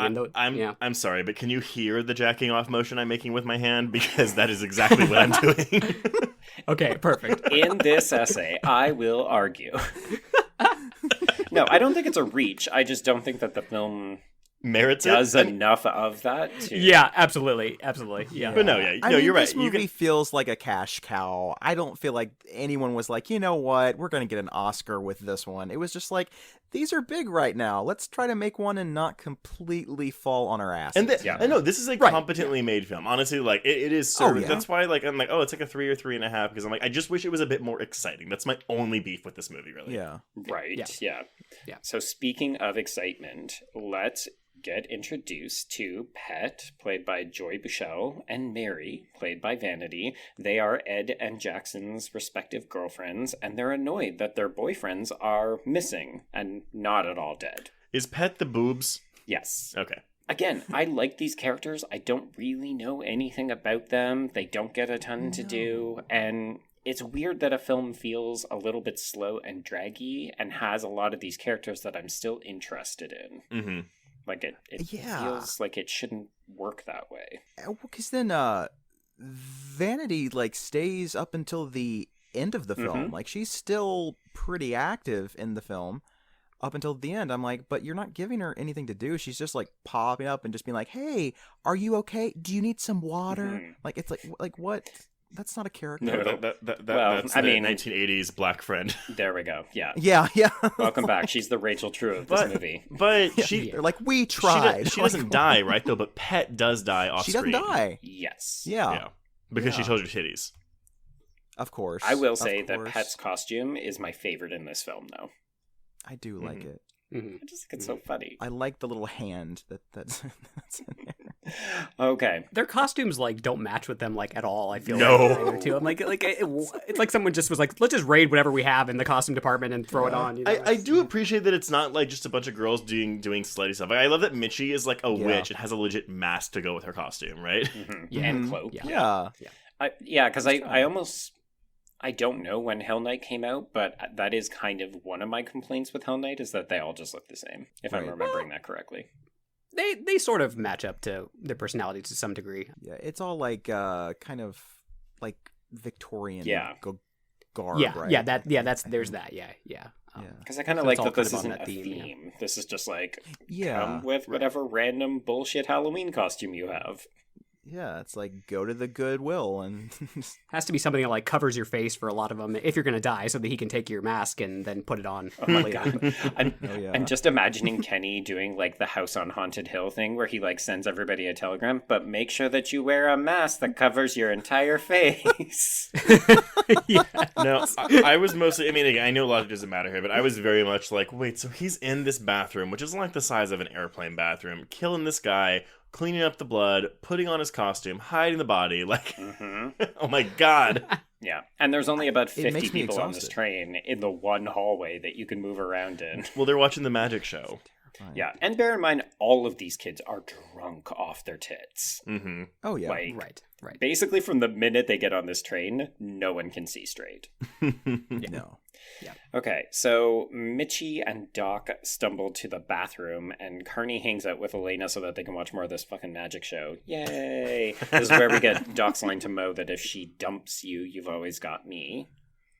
It's very queer-coded. Like, if you want to read it, it's there. He also talks about, like, yeah. when the girls need an injection, so he'll give Mo some of yeah. his injection. Ooh, an injection for Mo. Hey. Semen. Yes, we got it, Trace. I just wanted to make sure. When you in explain the the back joke, row. it's less funny. But it's with his penis. Right. Yes, okay. Oh, thanks for clearing that up. But his name is Doc. I thought it was a needle. I didn't know. Wait, who dressed as the hot beef injection? All right, so Doc and Mo proposition Pet and Mary, whatever. This is where Carney discovers the bloody body of Jackson in the locked bathroom, so he alerts the other staff, and I love that, again, everybody takes it seriously. So he doesn't want to alarm the kids, but he does tell everybody on staff, okay, there's a problem. But when they return, the killer has taken Jackson's place and put on the lizard costume, so everybody, I think... Are we meant to believe that everyone on staff just thinks that Carney is now drunk? I don't know. I will say, structurally speaking, I do appreciate that the movie only does this fake out thing once, because every time I watch this, I always think they're going to do the same thing with Mitchie, but no, they don't. They actually let Elena find Mitchie too. So I like that it doesn't like rest on its laurels again and just does the same fucking thing again for the next death. I fucking hate it when movies do that. Like, I'm just hiding the bodies every time and nobody knows anything's happening. Haha. Yeah. And I guess there is some like implication that Kenny is also a really good magician himself, so maybe that's how he's able to like clean up the shit in really record time here. I don't know. At least he thinks he's a really good magician later on, but This is true. You're he right. is in the yearbook as a magician. And that is something that is brought up in the end of the movie. Like Elena is just like, you like magic, don't you? You're also a magician. And it's like, what? This is brand new information. No, this is brand new information. No, his picture was in the yearbook. That's how they figure out that they think that Kenny is the magician, because there's a full page ad in their goddamn yearbook. Yeah. Okay, but wait. Right. Do y'all have college or university yearbooks? Because I Absolutely certainly not. do not. I do not. No. I had have in all caps. an There's a alumni yearbook. page.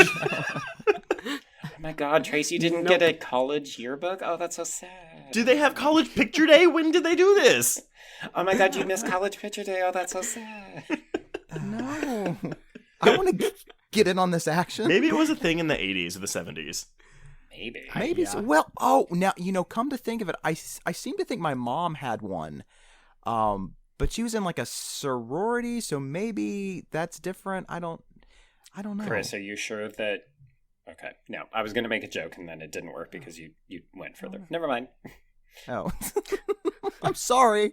I'm sorry I killed your joke. Hey, it was a bad one anyway. So, I think the only thing I could explain it with was maybe if the campus had some kind of camera club, or... I mean, clearly they had a magician club. It was just Kenny. Oh, but- right. Kenny That's why just they made picked the on him. yearbook, actually. Yeah. It's like, and in the back, I'm going to put in an ad for my services. I do birthday parties, bar mitzvahs, whatever you need. New Year's parties, if you're renting a train, think of Kenny. Oh my god, I love that. 1-800-MAGIC. Jesus. With a K. Oh, With God. the K. Got magic to do. You have to believe we are magic. That's Xanadu from the same year. Sorry, that's the thing in our podcast. We always go off into little musical montages, though. Sorry. That's okay. We don't get to do that nearly enough. We always talk about Lizzie McGuire. Which is a totally legit thing, yeah. Moving on. Go ahead. All right, so they discover that Jackson is still okay, in air quotes, and they hand him over to Mitchie. This is where we get the dialogue about the open relationship she has with Doc. Unfortunately, she is then promptly murdered. I do like the nice dark touch of the hand on the severed hand on her chest before she realizes it. Oh, yeah. It's a nice callback. That's creepy. Well, because I remember, like, wait a minute, Jackson's black, and Kenny is most definitely not black, and then it's like, oh, it's his severed hand. And she's like, "Oh, your fingers are so cold," and she doesn't know. And then it's like, "Oh, it's so." That's gross. where I do. That's like where the that. blood came from too. He cut off his hand to use for the specific reason. Oh, so nasty. Yeah, what did she say? She says, like, cold hands, warm heart, and it just made me think of, like, Friday Night Lights with that clear eyes, full hearts, can't lose. I don't know why. That's the full thing, like, popped in my head. And we also get that Jackson weighs a ton. At least that's what his girlfriend says. You know what I mean? Oh my god. Oh. So, ooh. question: what does she mean? His penis. Yeah, I did get it. Yeah, no, I got it. Oh, okay. Sorry, I thought you were being genuinely. I was like, Joe. I mean, he seems like a tall guy. So while all this is happening, David Copperfield is trying to put the moves on Jamie Lee Curtis by asking her David, if she believes in how we- magic. okay, how have we not made the David Copperfield joke at this point? Because it's there. It's just standing there. Maybe it was too obvious, but I'm gonna point it out. I mean, make it. Yeah, it's there. He's copping a feel all over. I mean, his seduction tactics is to apparate a rose for her, and she just looks so mystified, and you're like, oh, girls, no. Like, Mitchie, you deserve better. Elena/Alana, you deserve better. These men are all shit. Come on. Well, because Copperfield eventually realizes that he can't win these women, so then he goes off to flirt via magic one-upping with Doc. Mm-hmm. Yeah, it's like a big dick contest, but with magic. Mm-hmm. But it's And, mostly like, just Doc going there knives. saying, I can do that. Anyone can do that. I do like the insinuation that Doc, like, no one knows who hired the magician. Like, there's lines between Mo and Doc about, okay, so why did you hire this magician? And nobody Where did knows. this guy come from? Yeah. It was the producer, Mr. Howard. Mrs. Harold. Clearly. Look, I told you about my knee. She's got this. Okay. Actually, what you know kids who, love? you know who hired? It Magicians. was the girl, the woman in the wheelchair at the beginning of the movie, who we haven't mentioned, but like they have that bit of dialogue, and you never see her again. Which I love the inclusion of that character, but it's like I would love to see more from her. Like, did she plan this whole thing? Did she hire Oh my the? god. thing? I What don't know. if she is Kenny's I was going to say, mother? the sequel, she's revealed to be Kenny's mother. Oh my god. Kenny's mother. Didn't see it coming, did you? You know what makes me sick? Got a little knife happy. At the end, she just slowly stands up from the wheelchair and is like, "Surprise! I had you fooled, didn't I? My son and I are masters of illusion." Boyfriend killer. Boyfriend killer. Boyfriend killer. Yeah. Kenny was a good boy. Oh, God. Okay. So this is where Doc deliberately sends Elena to go and try to catch Mo fooling around with Pet, but she gets sidetracked because, of course, they're like, hey, here's a dead body of your friend, and she has a breakdown.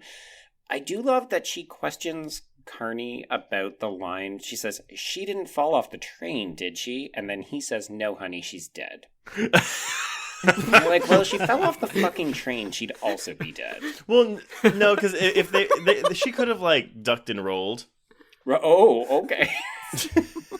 Into the snowbank, right? She's got some Yeah, nuts. as long as Hollywood. they're not going over a bridge, like the train is conveniently going over at the end of the film. It's Canada. It's just nothing but bridges all the time. And snow.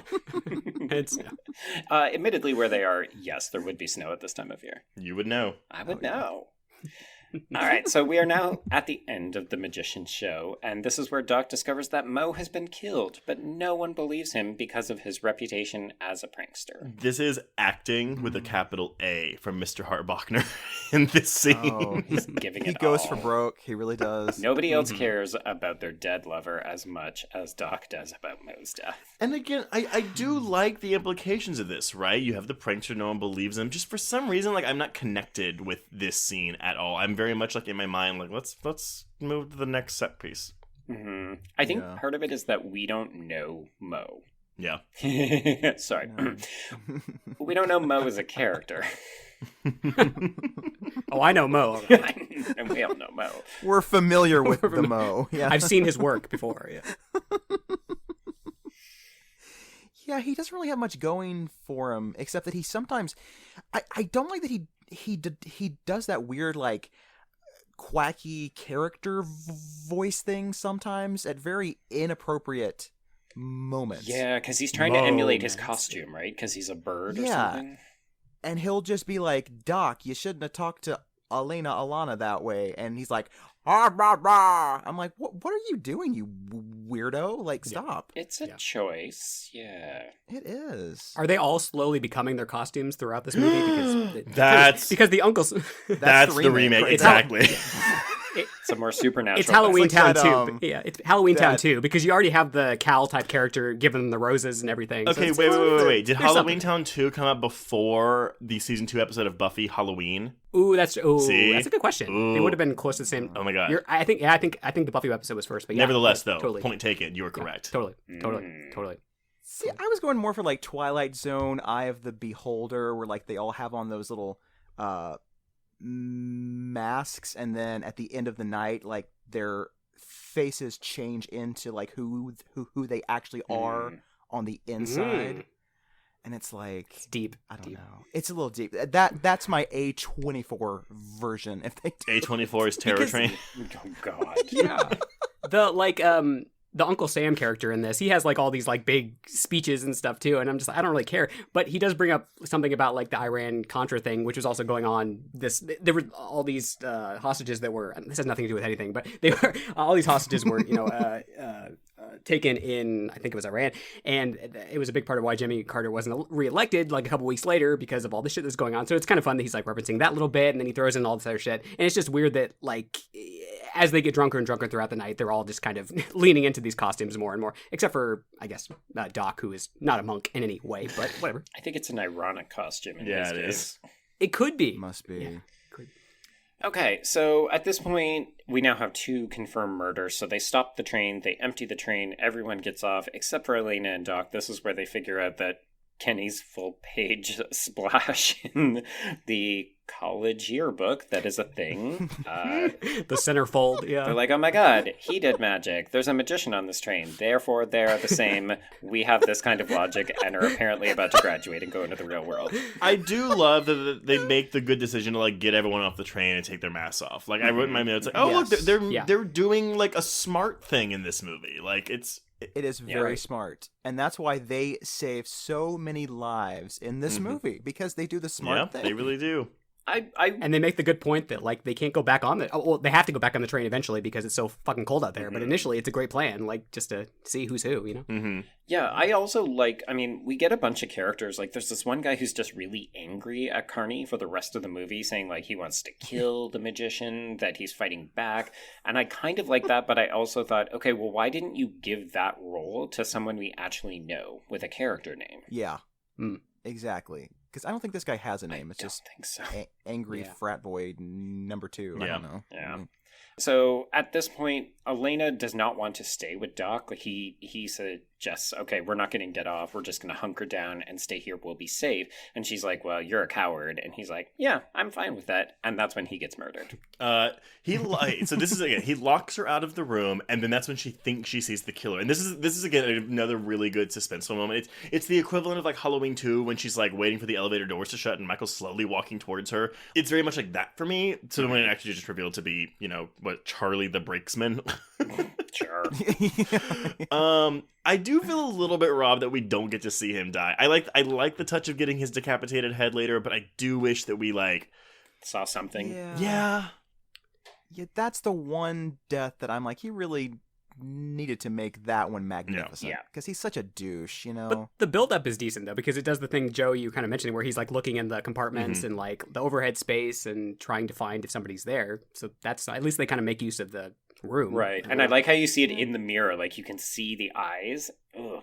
I think that's scare though when because he thinks he's got him and he stands up and he like walks up and then he grabs him from under the bench. I think that's actually a really good scare for this movie. Mm-hmm. Scare, it just needed to follow through on it. Like, give us a couple stabby stabs. Yeah, exactly. Yeah. Sure. You know, like a machete to the head. All right, so this is where Elena tells Carney about their suspicions of the magician. They get the magician's assistant away, and we don't follow up with the magician at this point. So you're kind of like, okay, I guess we'll just leave him be in his own compartment. Sure. It's like a bit of a weird nothing thing where you think, okay, that's when they would then storm it. Like, I honestly thought this was the beginning of the climax. And it kind of is, but it's also like we're not addressing the magician part. We're just going to come back and have this Albert Einstein cloaky character. I forgot to mention that before Doc dies, we get a moment though where Kenny's hand goes down over him and it looks like a woman's hand because it's painted, and he thinks it's Mitchie first. That's right. Correct. Right. Yeah. So I again, like we're about to blow this twist open, but like I really like you really don't know who it is up to this point. I think this movie does a really good job. Now, granted, you could say it's cheating, but I think it all works really well.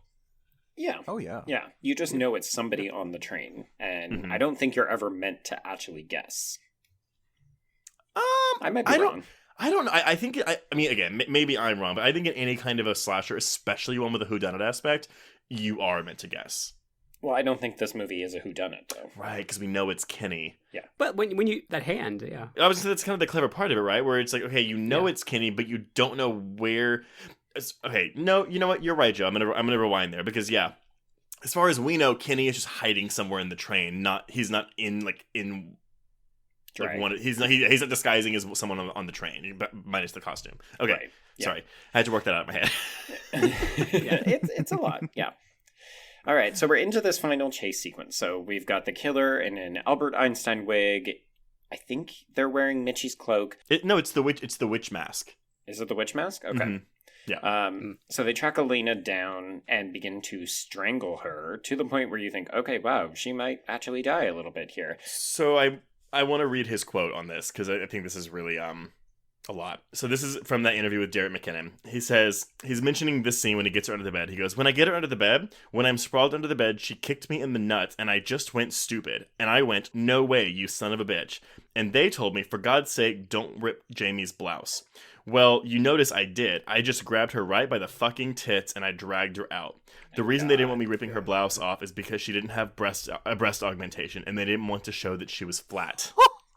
Oh my god! Now, there may be some buried resentment here because there's another quote from him about Jamie Lee Curtis. And I guess this is from like the convention circuit. I don't know if Jamie Lee Curtis ever did conventions. I feel like she wouldn't have. Just once, Okay. I think. So he goes, "Jamie doesn't promote Terror Train, and it's because I came off more than she did, and that didn't sit right with her, and I don't know if you noticed, but the cover has now changed. The original cover was me, which was him in a Groucho Marx mask, so not even really him, just the killer. The new one is her.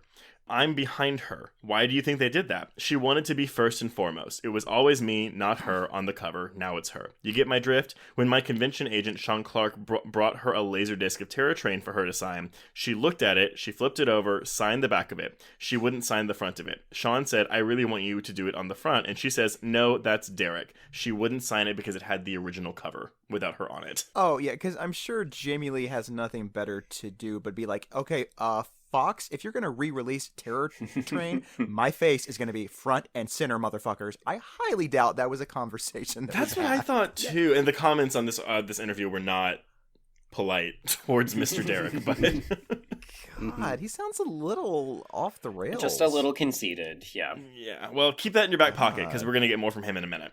Yeah. Yeah. So Elena does get away from this killer. She locks herself in a wire cage, and at this point the killer starts to take out the lights using some kind of metal pole that is obviously associated with trains, and then he begins to try to stab at her through the cage. And I love this sequence. Yeah. That's a great scene. I think everything from the beginning of this chase to the end of the movie is actually really great. Like, again, like, this raises the film, honestly, a whole star for me. Like, I think like this whole second half of the third act, I guess, is really, really good. Yeah. So I'm a little mixed on like when, and we're getting to it, but like when he gets kicked out of the train, right? That's coming up. Yeah. She has to stab him in the face with a receipt spike, and then she tries to kick him off the train. She thinks she succeeds, but he hangs on. And y'all might have read this in your research, but that was supposed to be a collapsible receipt spike, and it wasn't. And this was actually a stuntman being used in this scene, but she actually did stab this man in the face, and she wouldn't film for 2 days because she was traumatized. No. God. Yeah. It's kind of like when he's just like hanging out there on the side of the train. It reminds me of like Nightmare at 20,000 feet from Twilight Zone. It's a little silly. I don't know. Like I think when he comes back, and then I'm right back in it. But like just that little brief period, I'm kind of like, okay, where's the killer? Like, but I'm not like super suspensed about it. I don't know. That's think it's saved for me when we get him looking like when he like lowers his face over the window. Like it's so dumb and silly, but like because it's basically like, oh, you think it's over, but it's not over. We have an extended climax, and sometimes that gets a little annoying. And I do agree with you. I think the break in between is too long. Yeah. But I do love him coming down that window. I think it's really cool. It looks cool. It makes no sense. It's goofy and sort of creepy at the same time. It's like a weird mix. I'm like, oh, that's I've never seen that. That's true, because maybe if more of that was in like the first half of the movie, I think I probably would have been like, I would have loved a little more goof in some of this earlier on, even though it seems like there would be more goofy because you got a guy walking around wearing a Mark's mask, but like I don't know. Yeah, it's never very comedic. No, but they actually did. They were trying to make like a genuinely scary movie here. They were not. There was no tongue in cheek with this. Right. Okay.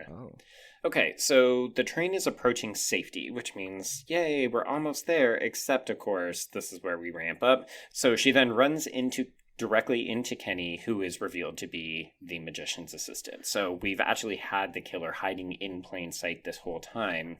And, so some people have found this to be problematic, and I think this is probably where we want to unpack a little bit. So... And I'll let y'all kind of speak to this before I come in with some of his quotes. I do want to preface this with apparently Derek McCannon and the director Roger Spottiswoode had a rough relationship. So there was friction, and Spottiswoode claimed was the result of McKinnon's inexperience. And this is what he said. He wasn't an actor. He was a transvestite from the streets of Montreal, and he wasn't familiar with the concepts of a contract and showing up for work on time.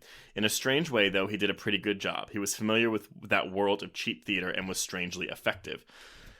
And so I wanted to bring up, because the use of the word transvestite, which we, of course, listeners, we don't use anymore, that is not correct. We're kind of entering, cross-dressing killer is insane because cross-dressing territory here, and I don't get that vibe from this film because he's just in a disguise. Like, this isn't like, he's crazy and that's why he's cross-dressing, or vice versa. He's just, like, I don't get the problematic vibe from this, but I'm interested for y'all's thoughts. Well, I think it's important to draw a distinction because a lot of people connote cross-dressing with being trans, and there's no suggestion that Kenny is trans. He's not a man who identifies as a woman and therefore wears women's clothing to pass convincingly. So as you said, Trace, this is a disguise. I actually see this more as performative drag. So this is we see the killer in a number of different costumes throughout the film, and that's always in a way to pass convincingly as one of these kids. And the magician's assistant costume is just another piece to blend in with that. So I see it as evoking the mannerisms of a woman so that he can pass as a woman during the performance, but it's really just like, I'm a woman now, and then I'm a guy in a lizard costume in 5 minutes so I can kill these kids. Yeah, I think a little bit of background information about Kenny's relationship to the magician character would have been nice. Like, how long have they known each other?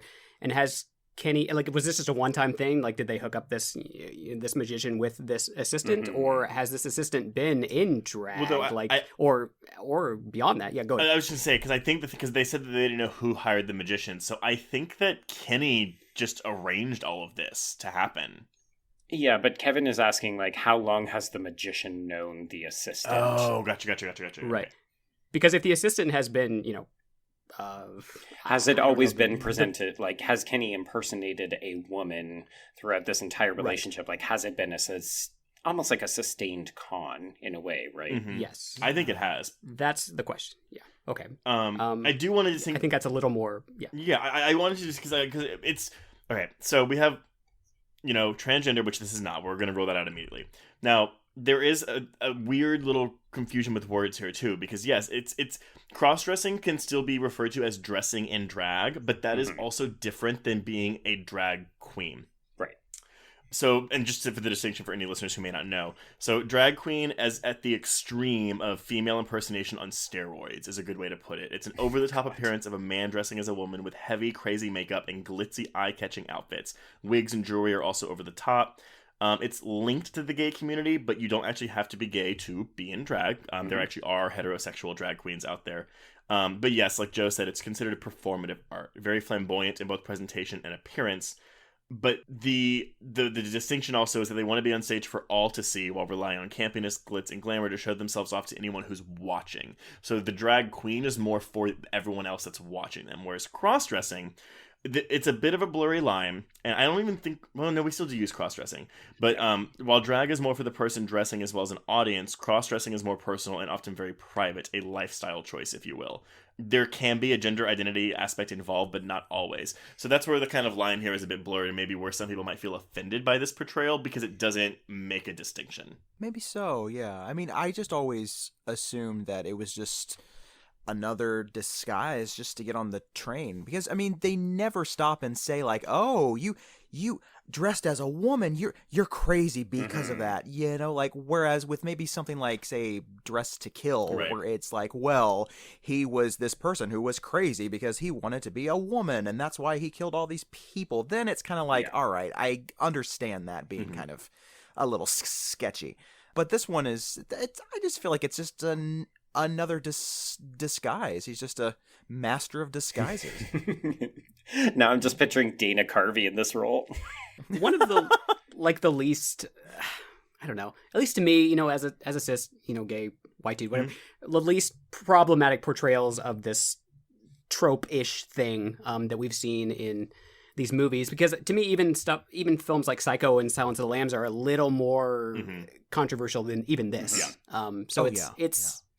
Yeah, it doesn't, I don't know, for what it's worth, listeners, it doesn't do a whole lot, to bug me, but... No, I mean, and listeners, if you have an alternate opinion, like, by all means, like, I'm actually quite curious. But I think you're right, Kevin, though, is that, like, it's just because him cross-dressing, him being in women's outfit and makeup isn't linked to his psychosis. It's linked to his plan, but not his psychosis. Yeah. Right, right. I did want to also, and this actor is actually a gay man, and there's another quote from him. So, again, make of this what you will. Terror Train was probably one of the greatest moments in my life, and it's also a double-edged sword. When you're 22 years old, and your whole life has changed, people tell you that you can do this, and you can't do that. My boyfriend was told that he wasn't allowed to be within 20 feet of me for pictures. So, it embarrassed me. You have to understand, like in the 80s, I wasn't allowed to be me. It wasn't fair to my lover that he was, Oh, sorry. This is the man that made my career. He made me. So he got me across the country. He did the whole bit. He was basically denied and, literally told that he couldn't be around me. And he looked at me and you could just see it in his eyes. He couldn't handle it and I don't blame him. And he's like, today it wouldn't matter. Like when you look at Neil Patrick Harris playing one of the most vile fucking womanizers on TV, and that's referring to How I Met Your Mother. Right. And yet he's gay. Why now do they accept it now and not then? But when I was there, it had to do with Rock Hudson and Linda Evans getting kissed, and she thought she was going to have AIDS and yada, yada, yada. That put a stop to everything, and I would have been poisoned. I was told by 20th Century Fox, don't say a word, don't do this. I wasn't allowed to go to Gay Pride. I got married. They actually did marry me off. That was to save my name for box office, because at the time they told me my audience was between the ages of 14 and 30 to 42. I was gay and was known to be gay, then my reality would not, they might as well just wash it down the drain. It wasn't worth anything. It was really sad. And so it's a double-edged sword. However, my lover and I are back together. We spent 10 years together then. 30 years later, we're back together. But I do think that... Sorry, I end his quote. That was long. I'm going to have to cut that down. But I do think, though, he lived however long being married off by a studio into a straight-passing relationship. In the 80s. In the 80s. Mm-hmm. That's fucking nuts. So... Go ahead. I I think part of what fascinates me about this conversation, as you mentioned, Kevin, this is happening right before we get into the AIDS crisis. So the idea that a studio was so worried, not about the negative stigma about the disease that's on the horizon, but just the idea that a bit character who, let's be honest, is not a name, and he is not a central part of this movie in reality. Like, he gets the closing reveal, but that's it. Like, he's not going to be recognized by people. The idea that they would then go to such extremes just tells me, okay, like, queer life was not fucking easy in 1980. No. Yeah. So, I mean, I know, like, we kind of poked fun at him saying whatever about Jamie Lee Curtis earlier, but I do think that probably stems from maybe... I mean, again, I don't know him. I can't make any speculation about what his, like, state of mind is. But I can't imagine that, doing what the studio did to him and how he lived out his 80s. And again, amidst the AIDS crisis, I'm sure it wasn't even easier then. I just imagine, there's probably a lot of mental trauma that would create. Oh, yeah. I also think, Sure. and maybe I cut this out, but like there's like a generational thing where it's like a lot of, and we talked about this a bit in Cruising, Joe, but like where a lot of the gay men who grew up like in the 70s, they kind of resent the youth of today because we don't have this. I mean, we have struggles, obviously. We're not out of the woods, but there are more. It's quote unquote easier for us, if you will. Right. Yeah.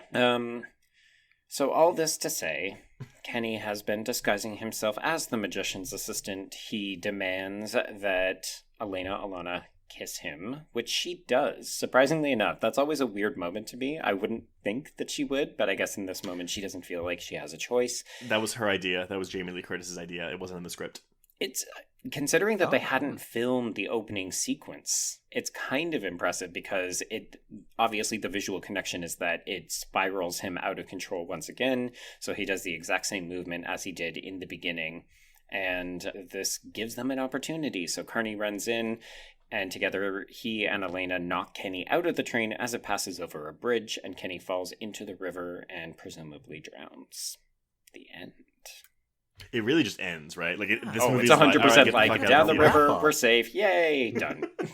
Yeah, there's nothing like, hey, let's wrap a blanket around you and just have some hot chocolate. It's just like, and we're done. It's like, wow, okay, right to the point. You get that wistful theme song in the credits, and everything's apparently happy.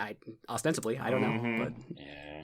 I love the end credit music of a slasher from the 80s. It's always just so beautiful. It's just like, thank you for coming. I'm so glad you watched these kids get murdered. It's so beautiful. We're reassuming normalcy at this point, so don't worry. Beautiful. You can leave. You won't get murdered when you leave the auditorium. So I have a bit of a fun game to wrap this up, if you folks will indulge me. Considering sure. It's New Year's, baby. Yeah, have a little party favor with me. So, considering we talked extensively about magic and David Copperfield and all of the fun things that he does, gents, I would love to know, what sleight of hand magic trick would you use to seduce an intimate partner? Oh man! And as always, we have editing, so you can take a moment to think about it. I might even know where to start with this. Like, what is there like a go-to list of sleight of hand magic tricks? Sleight of hand. I mean, the definition of sleight of hand is that it's generally quite close. So it's something that you would have someone come near you to do so that they could hypothetically deduce that you're actually performing magic and they could be part of it. Well, Reddit has what is a good magic trick at a bar while flirting with ladies. So that person's probably not getting laid right now. There you go. But what's in that thread is They're what on, we all want to know. Reddit, so It's just an empty Reddit thread. Like, no, but guys, I'm really asking. Please post your suggestions. This is the first reply. I really just want to recommend that you don't use magic to try to pick up chicks.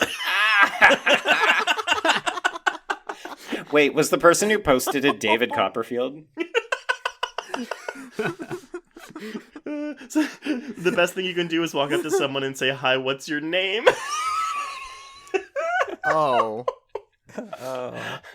Is that the Apparently truth? so. Has it not worked for any of us?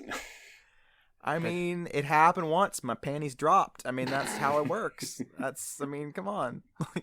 I guess that's more direct than nowadays, where you have to like swipe them on the app and be like, we're gonna meet at this place. I don't know a lot of people nowadays that just would go up to someone and be like, hey, with the confidence. No, the that. apps are more like you tap them to like get their attention, or yes, the tap. But then you just send all your nudes like immediately. Yeah. Like there's not even a hey, just here's your nudes. Right. And then if they don't respond, you're just like, well, better luck next time. Bye. That's like the social contract juggle, though. It's right. So you can start with hey and see if they reply to that first, or you can just risk it and send all your nudes and hope that they reciprocate. Pretty much. And then if they don't, then you can just go, well, fuck you. I didn't like you anyway. You suck. I hate you. Yes. Then it's like, I guess my penis isn't pretty. I don't know. Like, why are you being so mean to my penis? That's like, it's like if you mentioned Trace, how like some of the gay men from the 70s are like resentful of us, and I'm like, don't be, because like it sucks, like on these apps and shit. Sorry, like yes, we can be more open and live our lives, and I'm not trying to like demean that aspect, but still, like it's not a ballpark. I know. I mean, I and that's why I said I might cut it out earlier, and I won't. But it's just one of those things, because I don't mean to be insensitive. Obviously, like, I realize, there are challenges of both generations, right?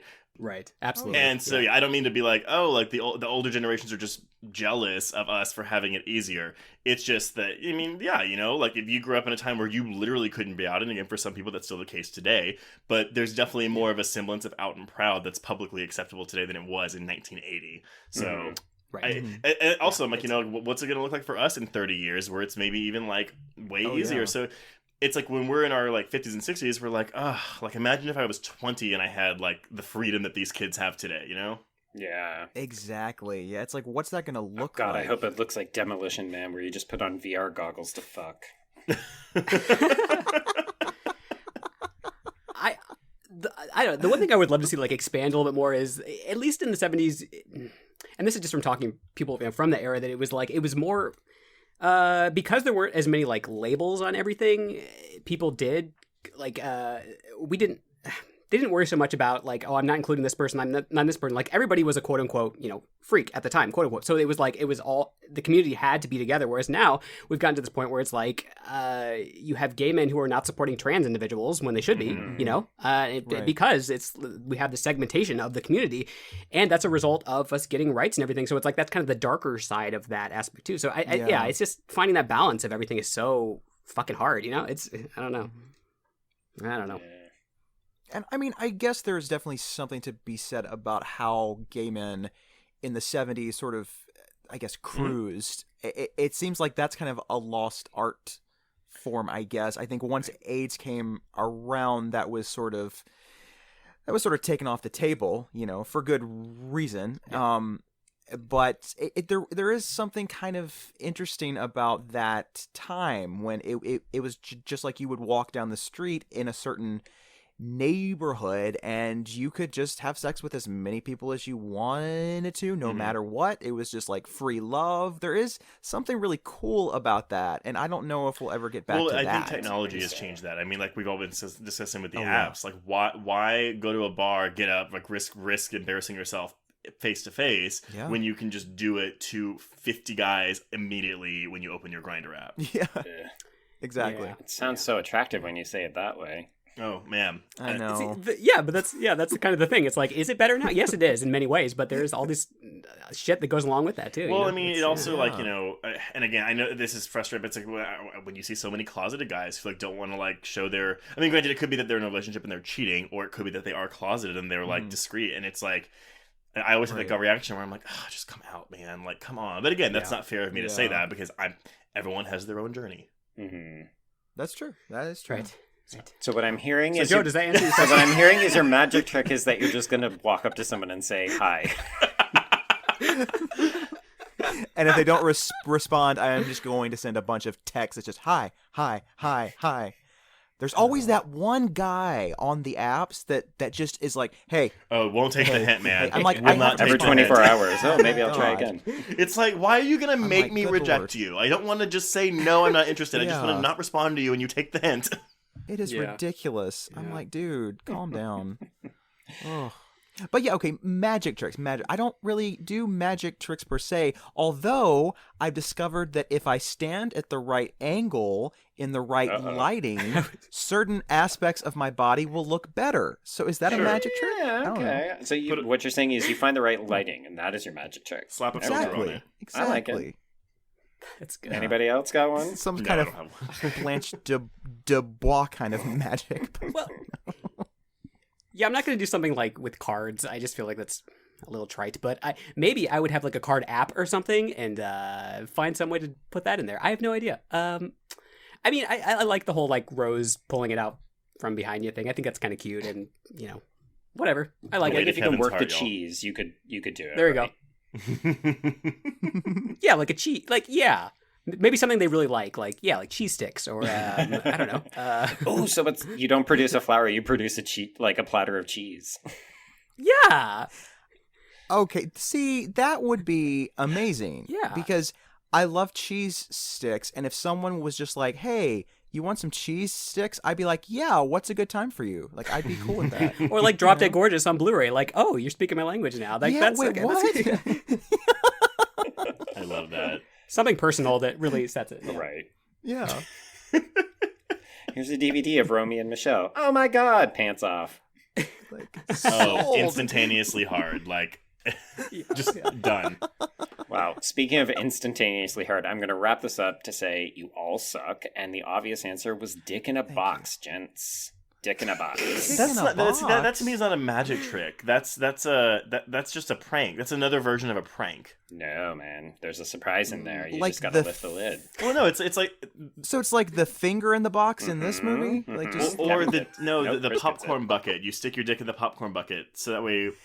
Okay, I've heard about that. And that sounds like good, salty fun, but I've never tried We're going it. to celebrate when we get back to theaters. Everybody, it's going to be a lot of dicks and popcorn buckets. Oh, Dicks God. and popcorn. I was assaulted by this popcorn thing. Yeah. Both salty and sweet. Okay, what? Move on. No, I was gonna wrap up. That's gonna wrap up Terror Train, y'all. Before we announce what we're covering next week, Chris and Kevin, two things. Where can people find you on the social medias? And do you have anything to plug? Media. I'll go through our social media list because I usually do. Okay, so we're on Facebook and Twitter at HOHH Podcast, and we are on Instagram at Homos on Haunted Hill. Where else are we? We started a new Patreon page based on our with some ideas from our dear friends over here at Horror Queers, and that is at patreon.com/Homos on Haunted Hill. We're on Letterboxd. You can find us on Facebook and our personal accounts. We're happy to add you. Just don't be weird. The Letterboxd, I didn't even think about having a Horror Queers Letterboxd account, but that's actually a smart idea. Yeah, we don't use it for much, but it's there. It's but you know, and you gotta come to consensus though. Ooh. Yeah, that's true. Yes, that's all the Homos on Haunted Hill stuff. I make movies, very, very small indie films, and the most recent one is called A Stranger Among the Living, and it is on Amazon Prime and Tubi. If you want to check that out, it's kind of a sort of atmospheric sort of Carnival of Souls meets Messiah of Evil kind of thing. And some people seem to like it and some don't. So try to find out which one you are. It's polarizing. If you're uncertain, then pay for it and give Chris money. Right. Yes, because I ain't got nothing. Because it's 2020 and no one has anything. Amen to that. Well, thank you both so much for coming out. I've actually been really looking forward to this like team up of sorts for a while. Yes. This is a great way to close out the year for us, I think. This was so much fun. Well, if you want to get in touch with us, you can reach us on Twitter and Instagram at Horror Queers and join our Facebook Horror Queers group to hang out with other listeners. If you have a moment, please rate and review us on your podcatcher of choice, but we would prefer Apple Podcasts because that helps us in search results. If you want even more Horror Queers content, please support the show by becoming a patron at patreon.com/horrorqueers. We have closed out December, and we are moving into a new month of January and a new year of 2021. That didn't make any sense. But it's okay. We're going to be celebrating the beginning of our third year in existence.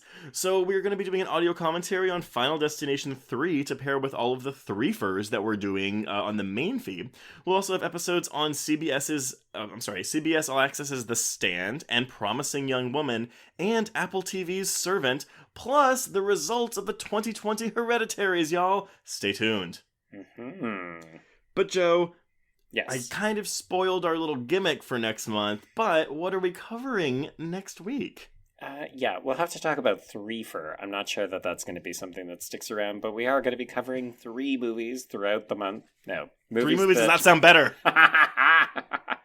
Covering movies that are the 3rd entry throughout the month. Yes, and of course, because it is January, the start of a new year, we have to begin Scream fucking 3. Yeah, I am super excited. It's so funny, despite, how we have a thing, it's like, the beginning of every year we're doing a new Scream film. We still had so many people like this year that were like, oh my god, are y'all going to do Scream 3 soon? And we're like, yeah, in January. So, everyone, tune in for that next week. Once again, Kevin and Chris, thank you so much for joining us on Horror Queers. And, well, I think we can cross out Terror Train. Yes, and for the final time of 2020, we can cross out Horror Queers.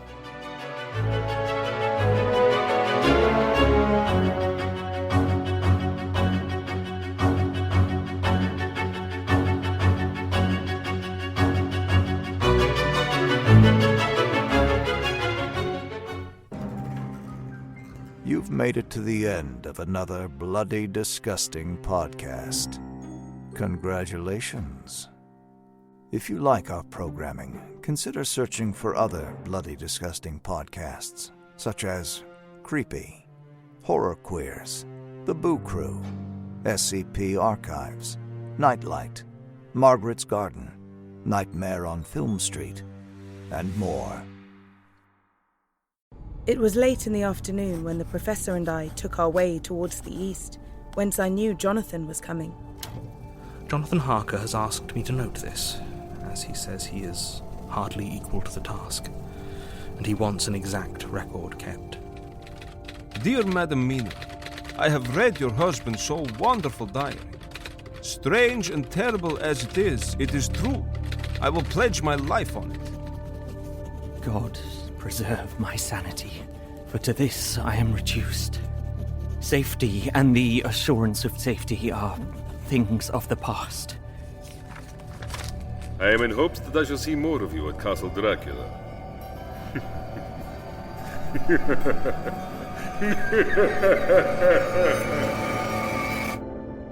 Listen to Regarding Dracula wherever you listen to podcasts, or find us online at bloody.fm.